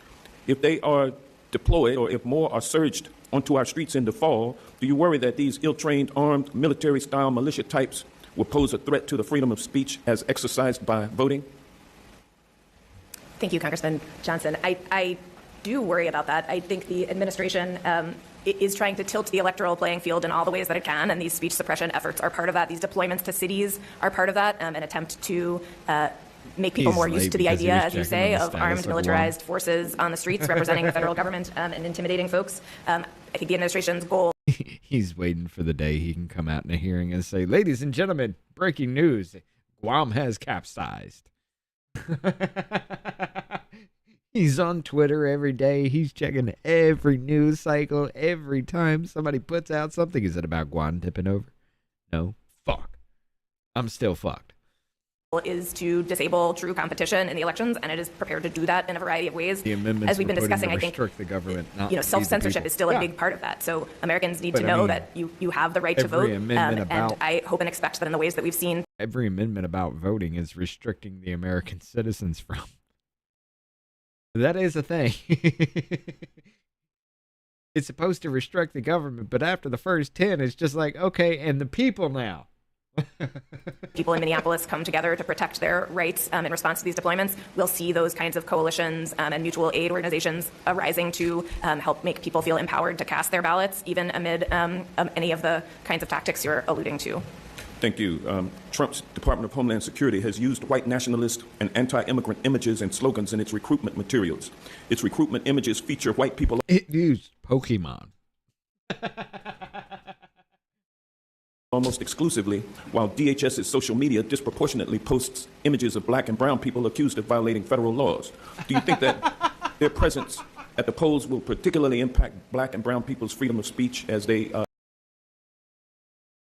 Black and brown people that are here illegally or have violated the laws to make them ineligible for citizenship. Motherfucking white people make up 15% of the world's population. White people have their own countries that are under attack right now. White people are not migrating, unless you want to talk about the South African migrants. White people are not immigrating any goddamn where. So you went and see white people getting kicked out of this country, which I have, by the way, actually seen. Yeah, Russian. The Russians came in here and they got arrested. Do you remember that fucking officer, that Russian, that came over here and became an officer and then got kicked out? Yeah, he was white. I just can't. I'm gonna have to stop it with him. I'm gonna have to stop it by voting. I think we can expect to see that the places these troops and forces will be deployed are places where the administration expects the vote share and the communities would be voting for its opposition, and it certainly is afraid of the voting power of black and brown communities. I think, as you say, this idea of delegitimizing certain communities is a core part not only of the Trump administration's playbook, but of the autocrats' playbook. They're afraid? No, it's not that. It's the fact that you just stick them in their own little subdivisions of every city. You just pack as many of them as you can in an area and call that your district, which is racist in of itself. I mean, it's just like, okay, look, we got a lot of black people here. We can't put them on a field. Or can't put them to fucking use in the government. You know what? Let's stick them in the ghettos. Let's let them destroy everything. Let's not help them out in any way, shape, or form. We can put them in factories and everything like that, and yeah, we can just abuse them. And you know what? To make it even better, we'll put them on government assistance. The government will pay for everything. They'll pay for the housing. They'll pay for the food. They'll pay for just because you exist. They'll pay you, right? So that you do nothing with yourself. There's no reason for you to actually even try to do anything better. But yet vote for me because I care about you.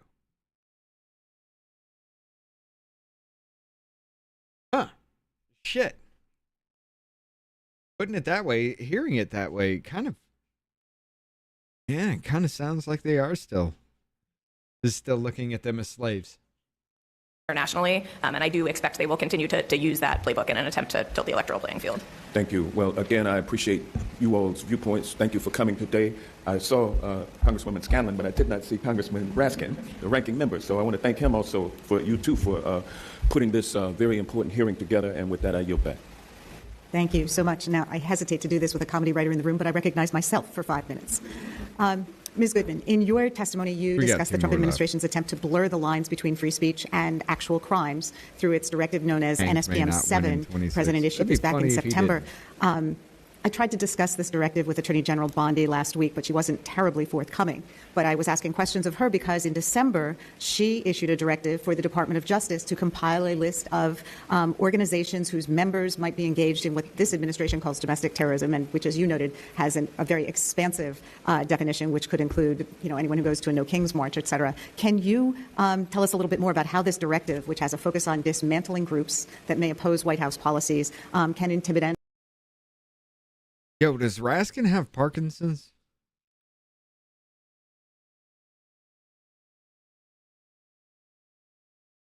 This directive, which has a focus on dismantling groups, tell us a little bit. Anyone who goes to a No Kings expansive Look at him shake. Definition, which could include, anyone who goes to a No Kings March, et cetera. Can you tell us a little bit more about how this directive, which has a focus on dismantling groups that may oppose White House policies, can intimidate or silence political opposition, and why every American should be concerned? Chicago already did it. I was kind of thinking about Chicago when I was going on that rant. The language in NSPM 7 and in Attorney General Bondi's implementing memorandum is incredibly broad, right? Indicia of extremism include anti-fascism, anti-Christianity, and hostility toward, quote, traditional American views on family, religion, and morality. And Attorney General Bondi's implementing memorandum identifies doxing and impeding immigration enforcement as equivalent to providing material support for terrorism, which I can't even sort of understand logically. I think the idea is to inhibit collective action, which we've been talking about a lot today, and by sort of targeting the civil society organizations through which Americans band together to express political preferences and speak and engage in elections, among other things. The chill is just quite there. But as Ms. Rowland mentioned with respect to philanthropy, a lot of nonprofit organizations have also formed this NGO solidarity network to kind of come together and resist. And I think civil society is not going down without a fight. And even though NSPM 7 has led to, I think, some chilling effects of organizations, and we're now seeing in the invocation of domestic terrorism in response to the killings of Alex Priddy and Renee Good, the sort of poisoning of the discourse up and down by NSPM 7, I think there is good collective solidarity in response to that memo. Yeah, I thought as we've been researching NSPM 7, I was really struck by the fact that several major law firms issued guidance highlighting the fact that it could be used to silence NGOs, nonprofit organizations, by going after their tax status. You mentioned the term impeding law enforcement. This is something, I think CNN did a piece about it over the weekend, that all of a sudden this administration, DHS, seems to have embraced the idea that if you film ICE officers or Customs and Border Patrol, or if you follow a car, that is somehow impeding them, and therefore they're only writers for Jimmy Kimmel. They're charging people with impeding, although they seem to drop it if they have to actually try to prove it in court. Can you comment a little bit on this rise in the use of impeding law enforcement as a way to silence dissent? I can't believe that we've gotten this far in today's conversation without talking about the retaliatory use of the criminal system. Nope. We're not blowing past this. What? Film ICE officers or Customs and Border Patrol, or if you follow a car, that is somehow impeding them, and therefore they are charging people with impeding, although they seem to drop. No. Following the car, just filming, that they're not getting them for that shit. They're getting them for actually attacking. They're getting them for using their cars to ram these caravans, to block them in, to attack them. One woman had a gun in a car. Yeah. They're coordinating attacks on fucking ICE. They're not being arrested just because they're in the road at some certain point in time and somebody just feels like carjacking a motherfucker. They're not doing that shit. They're pulling out people who are attacking them. They're pulling out people who are unruly. They're pulling out people who actually just want to get in there and start a fucking fight. They're pulling those people, which is what they should be doing. Drop it if they have to actually try to prove it in court. Can you comment a little bit on this rise in the use of impeding law enforcement as a way to silence dissent? I can't believe that we've gotten this far in today's conversation without talking about the retaliatory use of the criminal system, which has been part and parcel of these deployments. Their homes to build high-rise apartments. The Department of Justice seems to be adopting the view that, despite the fact that courts have said over and over that observing and recording law enforcement is protected First Amendment activity, that somehow that activity is a crime under federal law. The good news is that these prosecutions are going nowhere. They are getting dropped in ways that are huge. It's not a bad hair plug job that causes Parkinson's. It's the fact that you got hair plugs using pubes that cause Parkinson's. Humiliating for the Department of Justice when discovery comes out in these cases. When they go to grand juries around the country are rejecting them in ways that grand jurors have never rejected really anything before from the federal government. So I think there is some real reason for hope that the criminal system, although it is a terrifying threat for the administration to deploy, unlike many of these other regulatory threats that they can keep out of court and thus keep really scary, our courts are really holding, and I think that is impeding the ability to use that impeding charge in that way. Thank you. Mr. Rotman, you mentioned something that I thought was interesting about the need for more training for DHS and other federal agents to have training in how to interact with the press.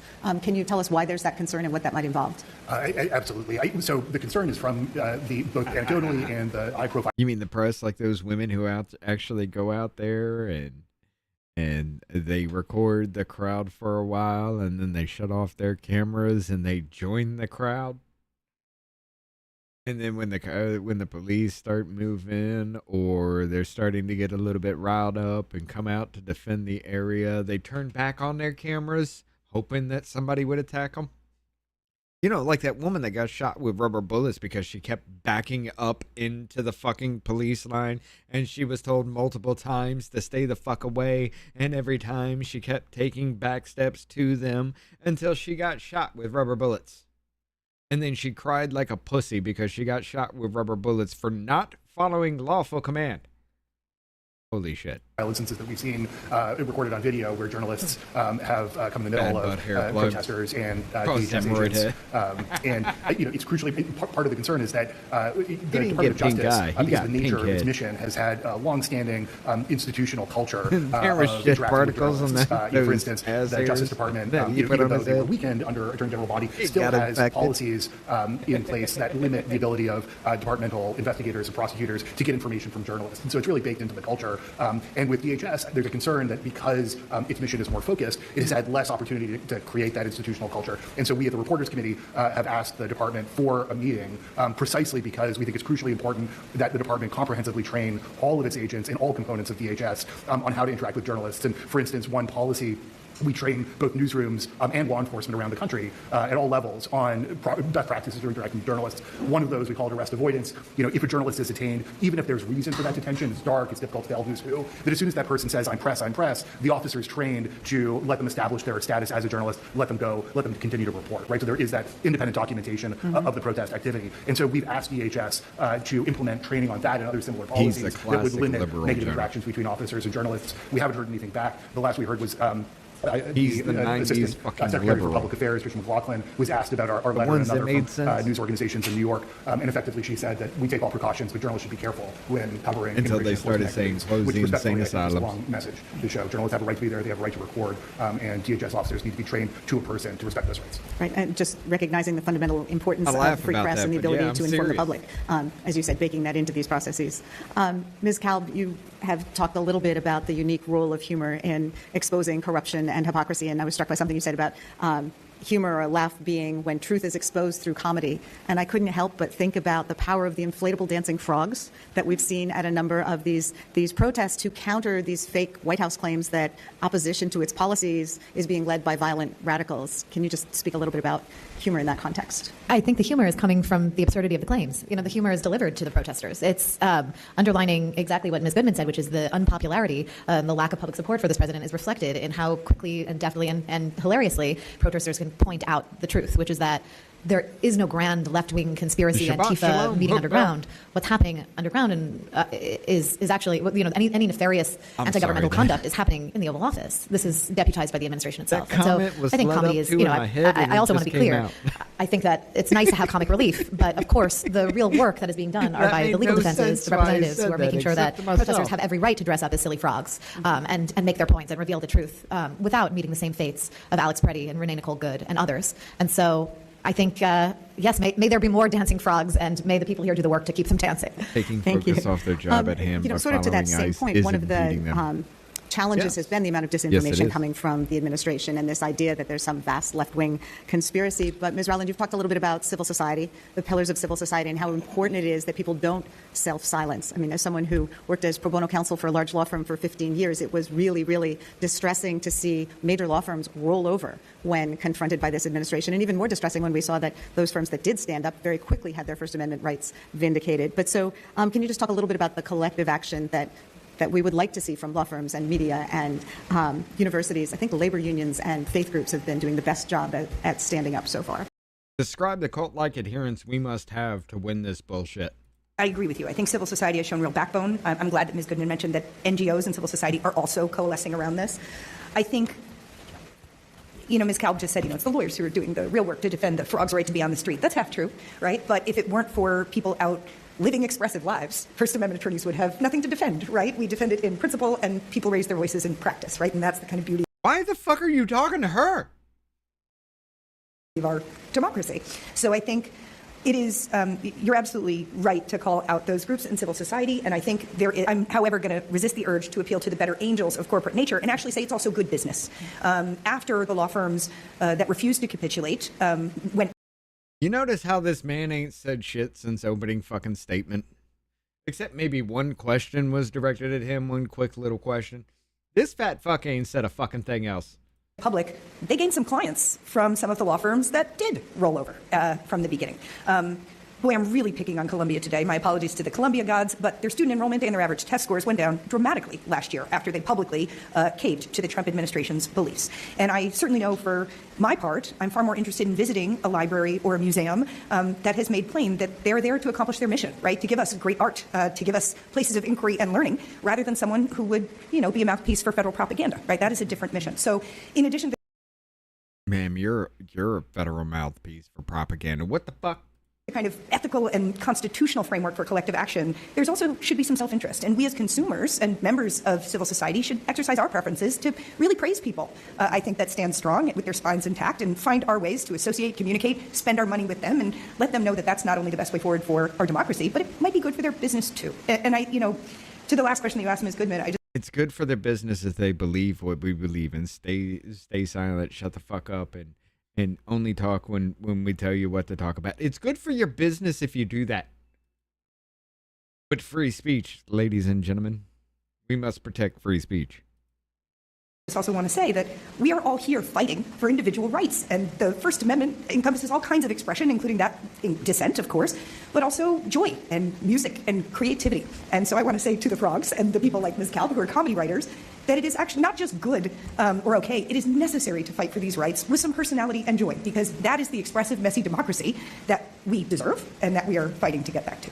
Thank you very much. And I'll turn to the ranking. I'll yield back and return to the ranking member to close us out with a couple questions. Wonderful. Thank you, Ms. Scanlon. I got a couple of cases on my mind, so I'd like to ask you lawyers or you non-lawyers to opine on the situation. All of these prosecutors and investigators over at DOJ have been fired because they worked on the January 6 cases. We've lost hundreds of people, very fine, top-notch lawyers, experienced senior lawyers, simply because the incoming administration disapproved of the fact that they worked on a case that they were assigned to. And I wonder if you would give me a First Amendment analysis of that. They're not being fired exactly for their speech because, of course, they weren't speaking. They were just doing their jobs. They accepted an order and they did their jobs, but they're doing their job collided with the ideology of the incoming administration. And I just wonder if you would give us an analysis. I mean, certainly the civil service law has been violated, but has the First Amendment also been violated? But Ms. Rowland, perhaps you take a shot at that one. I'm hesitant to give an honest answer because I don't love the Supreme Court's case law in this area. Public employees have fairly constrained rights, and when they're speaking on behalf of their government employer, the First Amendment does not always cover their speech, and that's something I disagree with. But what the Supreme Court, in applying the boundaries of the First Amendment, has held is that where the government wields its power in ways that coerces people to self-censor or impacts private speech outside of the job, then absolutely that is cognizable under the First Amendment, as well it should be. So I'd like to see the protections, frankly, more robust there. But I think. But it was okay when we were doing it, right? We could defend it when we were doing it. Yet somebody else doing it to us, it's a problem. It's a problem. We should be able to censor people. We should be able to kick them out of the fucking square just for telling the fucking truth because it goes against what we want to push. But however, when we're pushed out because we actually do fucking lie, when we're censored because we actually do fucking lie, when we're censored because we tell people that we want to kill them, when we're censored for all of that shit, somehow it's a bad thing for free speech. It is clear that where the government lends its power to punish and seek retribution for political enemies, whether those people are public servants or not, it should violate the law. And Ms. Kalb mentioned the executive order that Trump projected on day one, right, to follow it by penalizing a bunch of ideas, concepts, and words themselves in subsequent executive orders. But that the spirit that theoretically underlies that executive order is one that Congress could effectuate via law, which is not going to the Supreme Court to prove that they hold that the First Amendment, permits the government to basically jawbone and coerce private industry into doing its bidding, whether it's currying favor or acting out of fear. But Congress has the power to stop that and to ensure that the forces of the federal government are not wielded for retribution or for political favor or partisanship. Or for the establishment of an official political viewpoint and imposes an orthodoxy on everybody. And look, the First Amendment is a doctrine that... Wait. Establishes for a political viewpoint. So we're not going to talk about the last four fucking... Well... The Biden administration, that was more than 4 years ago now. The start of that. We're not going to talk about that, right? Yeah, we're not going to talk about any of that. We're just going to go ahead and just pass it on by how you motherfuckers were saying you should be able to just kick people out of the platform because you don't like them. And then here we are screaming, no, we shouldn't be kicked off the platform because they don't like us. What? Is this how we're doing this? Is this what we're doing in America? Is enforced by a court, right? And they're fundamentally political actors, just like everybody in this room. But free expression is an idea. And I think much like, for example, Member Johnson, you were speaking about the threat of masked, highly armed agents, not only in communities, potentially at the polls. It is the understatement of the year to say the drafters of the Constitution would roll over in their graves at that conception, whether or not, right, the Supreme Court would agree that violates the First Amendment. They wouldn't be rolling over in their graves to see National Guard members at polling stations to make sure only citizens are voting. And then you got somebody like Gavin Newsom, who admits that having ICE at his polling locations would diminish the people that go out to vote. Now, why would they do that? I mean, why would people not show up at the polling stations because ICE would be there? That would mean that they're scared of being deported then, right? So that would mean they're of illegal status at this point in time, and they have no right to vote in the first place. in any application. So where the First Amendment may not prevent that, and I wish it did, I hope that's a roadmap for those in Congress to find other solutions to uphold these norms in the future. I often get letters or emails from people who, like Ms. Calvert, not lawyers, who say, well, so-and-so, the president's lying about something. Why can't he just be stopped or sued or whatever? The Supreme Court, of course, has said that there's a right to lie under the First Amendment, at least when it comes to politics, maybe not in the commercial fraud sector. And, of course, Donald Trump has been convicted of fraud in dozens of counts of it. But he's been lying about who won the 2020 presidential election ever since it happened. Joe Biden beat him by more than 7 million votes, 306 to 232 in the Electoral College. And he continues to lie about it. And that lie has been embraced by MAGA and by the Republican Party, a bunch of our colleagues, alas. So they certainly believe that the First Amendment protects the right to lie. My question is, does the First Amendment still protect the right to tell the truth? So we have 6 colleagues who did ads on the social media simply saying, as veterans, they wanted to tell people in the armed services that they have not only a right, but a duty to disobey unlawful orders. And the Trump administration immediately attacked them. Donald Trump said it was sedition and punishable by death. And they've brought they attempted to bring a criminal indictment against them. And the great American invention of the U.S. grand jury stopped them because the grand jurors refused to indict any of our colleagues. Holy shit. Holy shit. The same motherfuckers, oh, you can indict a ham sandwich. It's easy to indict somebody. Indictments mean nothing. Hey, look, they failed to indict somebody. I mean, isn't that a little bit suspicious? I mean, you can be indicted for anything, but a grand jury doesn't want to indict? And sorry. Something is a little bit suspicious about that shit, especially when all this shit is on fucking camera. It is known. There is documented proof of every fucking bit of it. Then you got Letitia James out there. No, we don't want to prosecute her for fucking mortgage fraud because she did the same damn thing she went after Orange Man for doing. She said her fucking father was her goddamn husband back in 80-something to get a lower rate on the loan. No, we can't do that. We can't hold them to account. No, we can't do that. But you said mean word online. You go to jail. Does that look suspicious in any way? But I wonder if you would just say a word. One of you opined about how the First Amendment is not only about the right to lie, which it certainly protects today, but also about the right to tell the truth in ways that are inconvenient because they collide with the views of people in power. I can take that one just on the 6 members of Congress in particular and the speech rights of veterans that, again, were intended to be chilled by the actions taken against them, right? The administration wants veterans to believe that if they engage and speak out in ways that are critical of the administration, of its harms that it's doing to our national security, of the ways it's changing the practice of law in the military, of its disrespect of troops in uniform, that they can be punished with rank reductions or cuts to retirement benefits and maybe even prison time. Senator Kelly, as you may know, secured a preliminary injunction here in D.C. Vindicating the First Amendment rights there and saying that Secretary Hegseth does not have the ability to wield the Department of Defense against him for telling the truth. And that's really important, not only for high-ranking members of Congress, but because our political discourse is so impoverished. If we can't hear truth from the people who are most expert on these vital national security issues, we don't. I want you all to notice the crowd. The people in the front are usually like spouses and people that are here for the guests. Right? 1, 2, 3. I don't know if that's somebody right there or that's a jacket on a chair. So 1, 2, 3, 4, 5. But this one seems to be sitting in the front row, so I don't know. There's only 4 people in this, and I can see 1, 2, 3, 4, 5, 6, 7, 8, 9 empty chairs.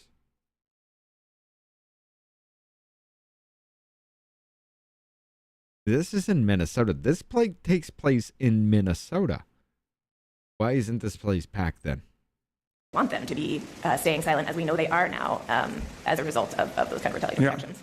All right, I got one final question, because before I left academia and became a washed-up loser law professor and a member of Congress. I taught First Amendment. I used to teach my students that the First Amendment's kind of like an apple because everybody wants to take just one bite out of it. Somebody doesn't like racist speech. Somebody doesn't like anti-racist speech. Somebody doesn't like misogynistic speech. Somebody doesn't like feminist speech. Everybody's taking a bite, and then once everybody's taken their bite, guess what? There's nothing left at the end. So if you want to stand by the First Amendment, you've got to accept and tolerate the speech you abhor as well as the speech that you agree with. Now, I can't believe I'm going to say this. I do actually believe that Jamie Raskin does believe that.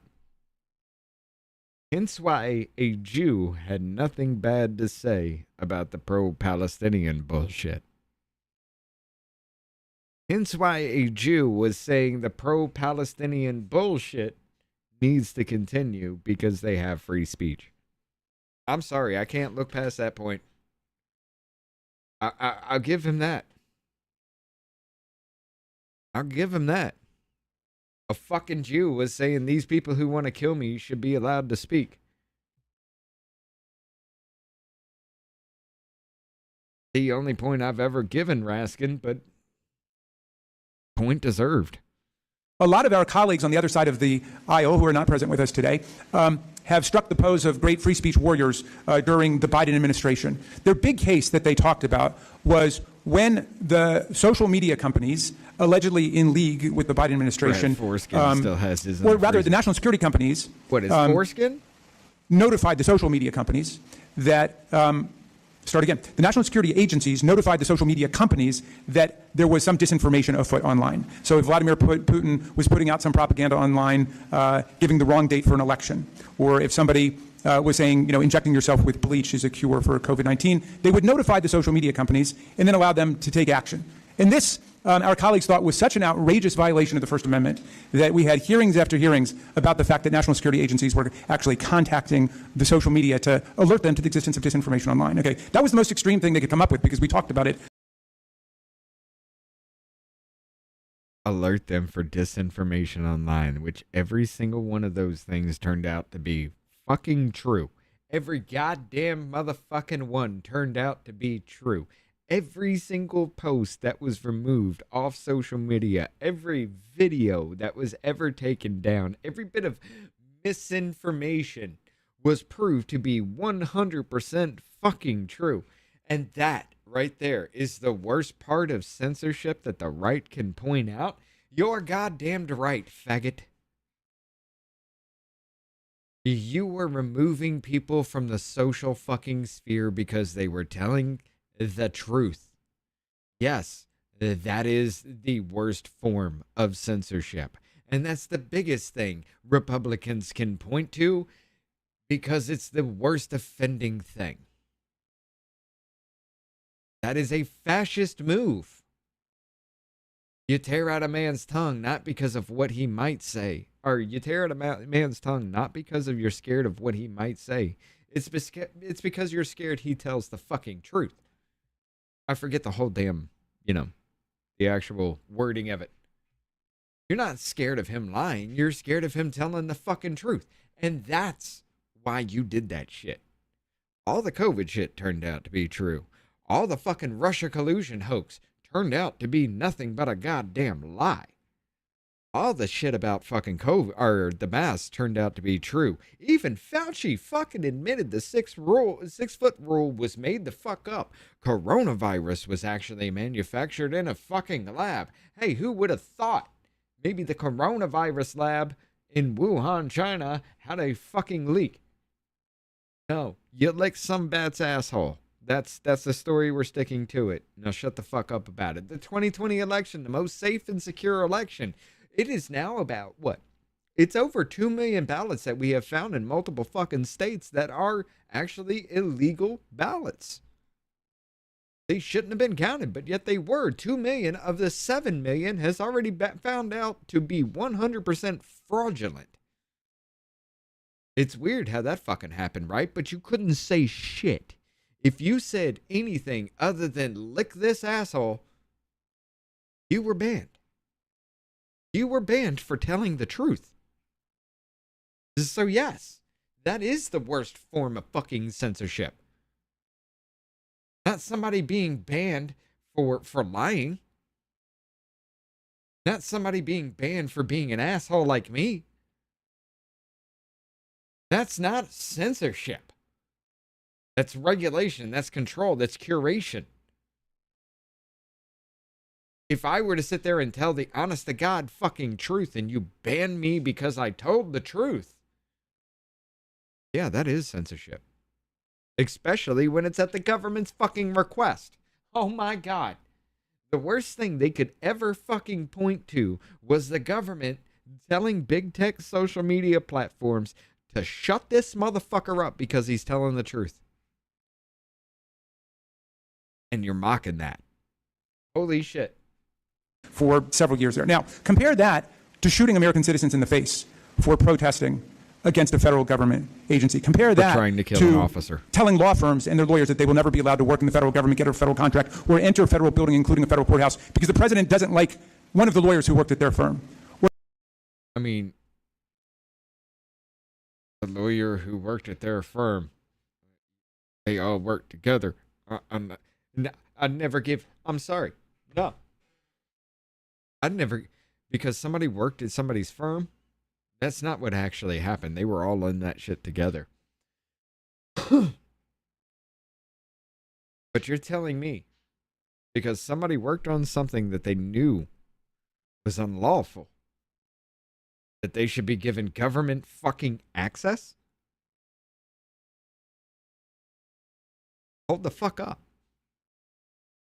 You're telling me lawyers who knew something unlawful was going on, who should be giving, and didn't say anything, who should be given government access. You're telling me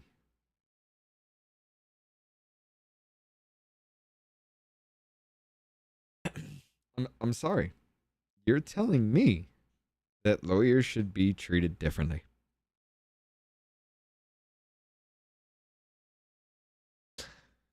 Huh. I'm just... It's still on YouTube. Fuck it. I don't care. You're telling me that people like you should be treated differently than people like me? Motherfucker, if it weren't for people like me, there would be no people like you. If it weren't for people like me, you wouldn't exist. Unfortunately, your mother didn't scoop your fucking ass out the womb. Here we are. Shabbat shalom, motherfucker. But to sit there after everything you've said about people like me, and now you're sitting here saying, oh my God, the worst they could do was find the government telling people to shut the fuck up because they were telling the truth. They were telling big tech platforms to take these motherfuckers down and ban them across the board so nobody could ever hear the truth they were fucking telling. And you mock that. The very fucking definition of the First Amendment. Congress was interrupting the word of the people because they were telling the truth. Congress had backdoor fucking access to sit here and say, take this down because I don't like it. Congress was actively using it. And somehow that is not a violation of the First Amendment. But not being able to run over ICE officers in a vehicle, you know, not fighting with officers all the time, you know, shit, that's a violation of the First Amendment. I can't go out there and riot. I can't go burning shit down. I can't go out there attacking ICE officers just because somebody tells me that Orange Man bad. Fuck, that goes against my First Amendment. But actually shutting you up for telling the truth does not. Okay.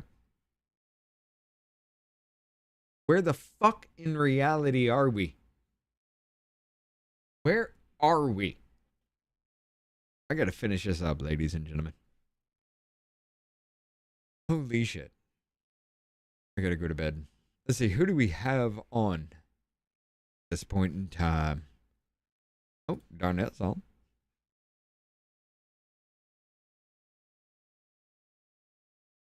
Oh, yeah, they're doing the... Okay. They're doing the third rail one. Here we go. Ladies and gentlemen, I wanted to highlight this one because I wanted you guys to know that this fucking exists. Okay? This circle jerk actually fucking happened. And they literally just said the entire time, when we do it, it should be okay. But they're doing it and they're bad people. So therefore, I miss the Richard P. breaks. I know, right? Look, I drank that the other night on stream and I had to go to the bathroom like 3 fucking times. But these motherfuckers right here, even Raskin, right here at the end. The biggest thing they had on us was actual government officials going to big names and big platforms and telling them to shut the American people up because they're telling the truth. And that's what they have for censorship. But what do we have for censorship? Oh, I can't run over ICE officers. I can't interrupt ICE officers when they're removing people from the streets, which I've been told to get out from. I can't control people in the streets that have already gotten violent and kicked out the tail light just a week before in our vehicles. I can't run people the fuck over. I can't obstruct. I can't do this. I can't do that. This is censorship, ladies and gentlemen. Holy shit. Holy shit. Never mind the fact. Never mind the fact. This censorship has never been a fucking issue. Since Orange Man came back into office. Actually, since like really the last year of the Biden administration, that's when it really stopped being a thing. Because they knew they were losing in the first damn place. But yeah, notice how nobody's actually sitting here saying, oh, this is a problem. This is a problem. Holy shit, the government's actually trying to shut people up. Because the government's not shutting people up. They're letting you talk and then coming and arresting you for what the fuck you said. There is a difference between the fucking two, okay? But Jesus fucking Christ, this is your taxpayer dollars at work, ladies and gentlemen. A big circle jerk just to say Orange Man bad because he won't allow me to do bad thing. This was in Minnesota. And they only mentioned the things that happened in Minnesota in passing. Notice how the guy didn't say much of shit the entire fucking time. He gave his opening speech, sat there. I think one person may have asked him a question, and then the motherfucker just sat there the entire time. And if that's what Jimmy Kimmel uses for writers, no wonder the motherfucker was never goddamn funny. Just straight up. But we'll leave it at that. I got to get the fuck up out of here. We're going to go ahead and send it over to Third Rail now. You guys can just go ahead and decompress with him. We're coming back tomorrow. We're going to do Business Party and Off Label at the same time here. We're going to be doing the State of the Union. So, yeah, it'll be fun. Come check us out. Until tomorrow, ladies and gentlemen, y'all have a good night. And we'll see you again tomorrow. And y'all don't know that I'm a soldier. I always felt like I'm alone, yeah. When everybody thinks they know, yeah. And y'all don't even know I am, yeah. And now I'm ready taking over. Cause every day I'm getting closer. Just look at everything I'll show ya. And now I'm ready, I'ma blow up.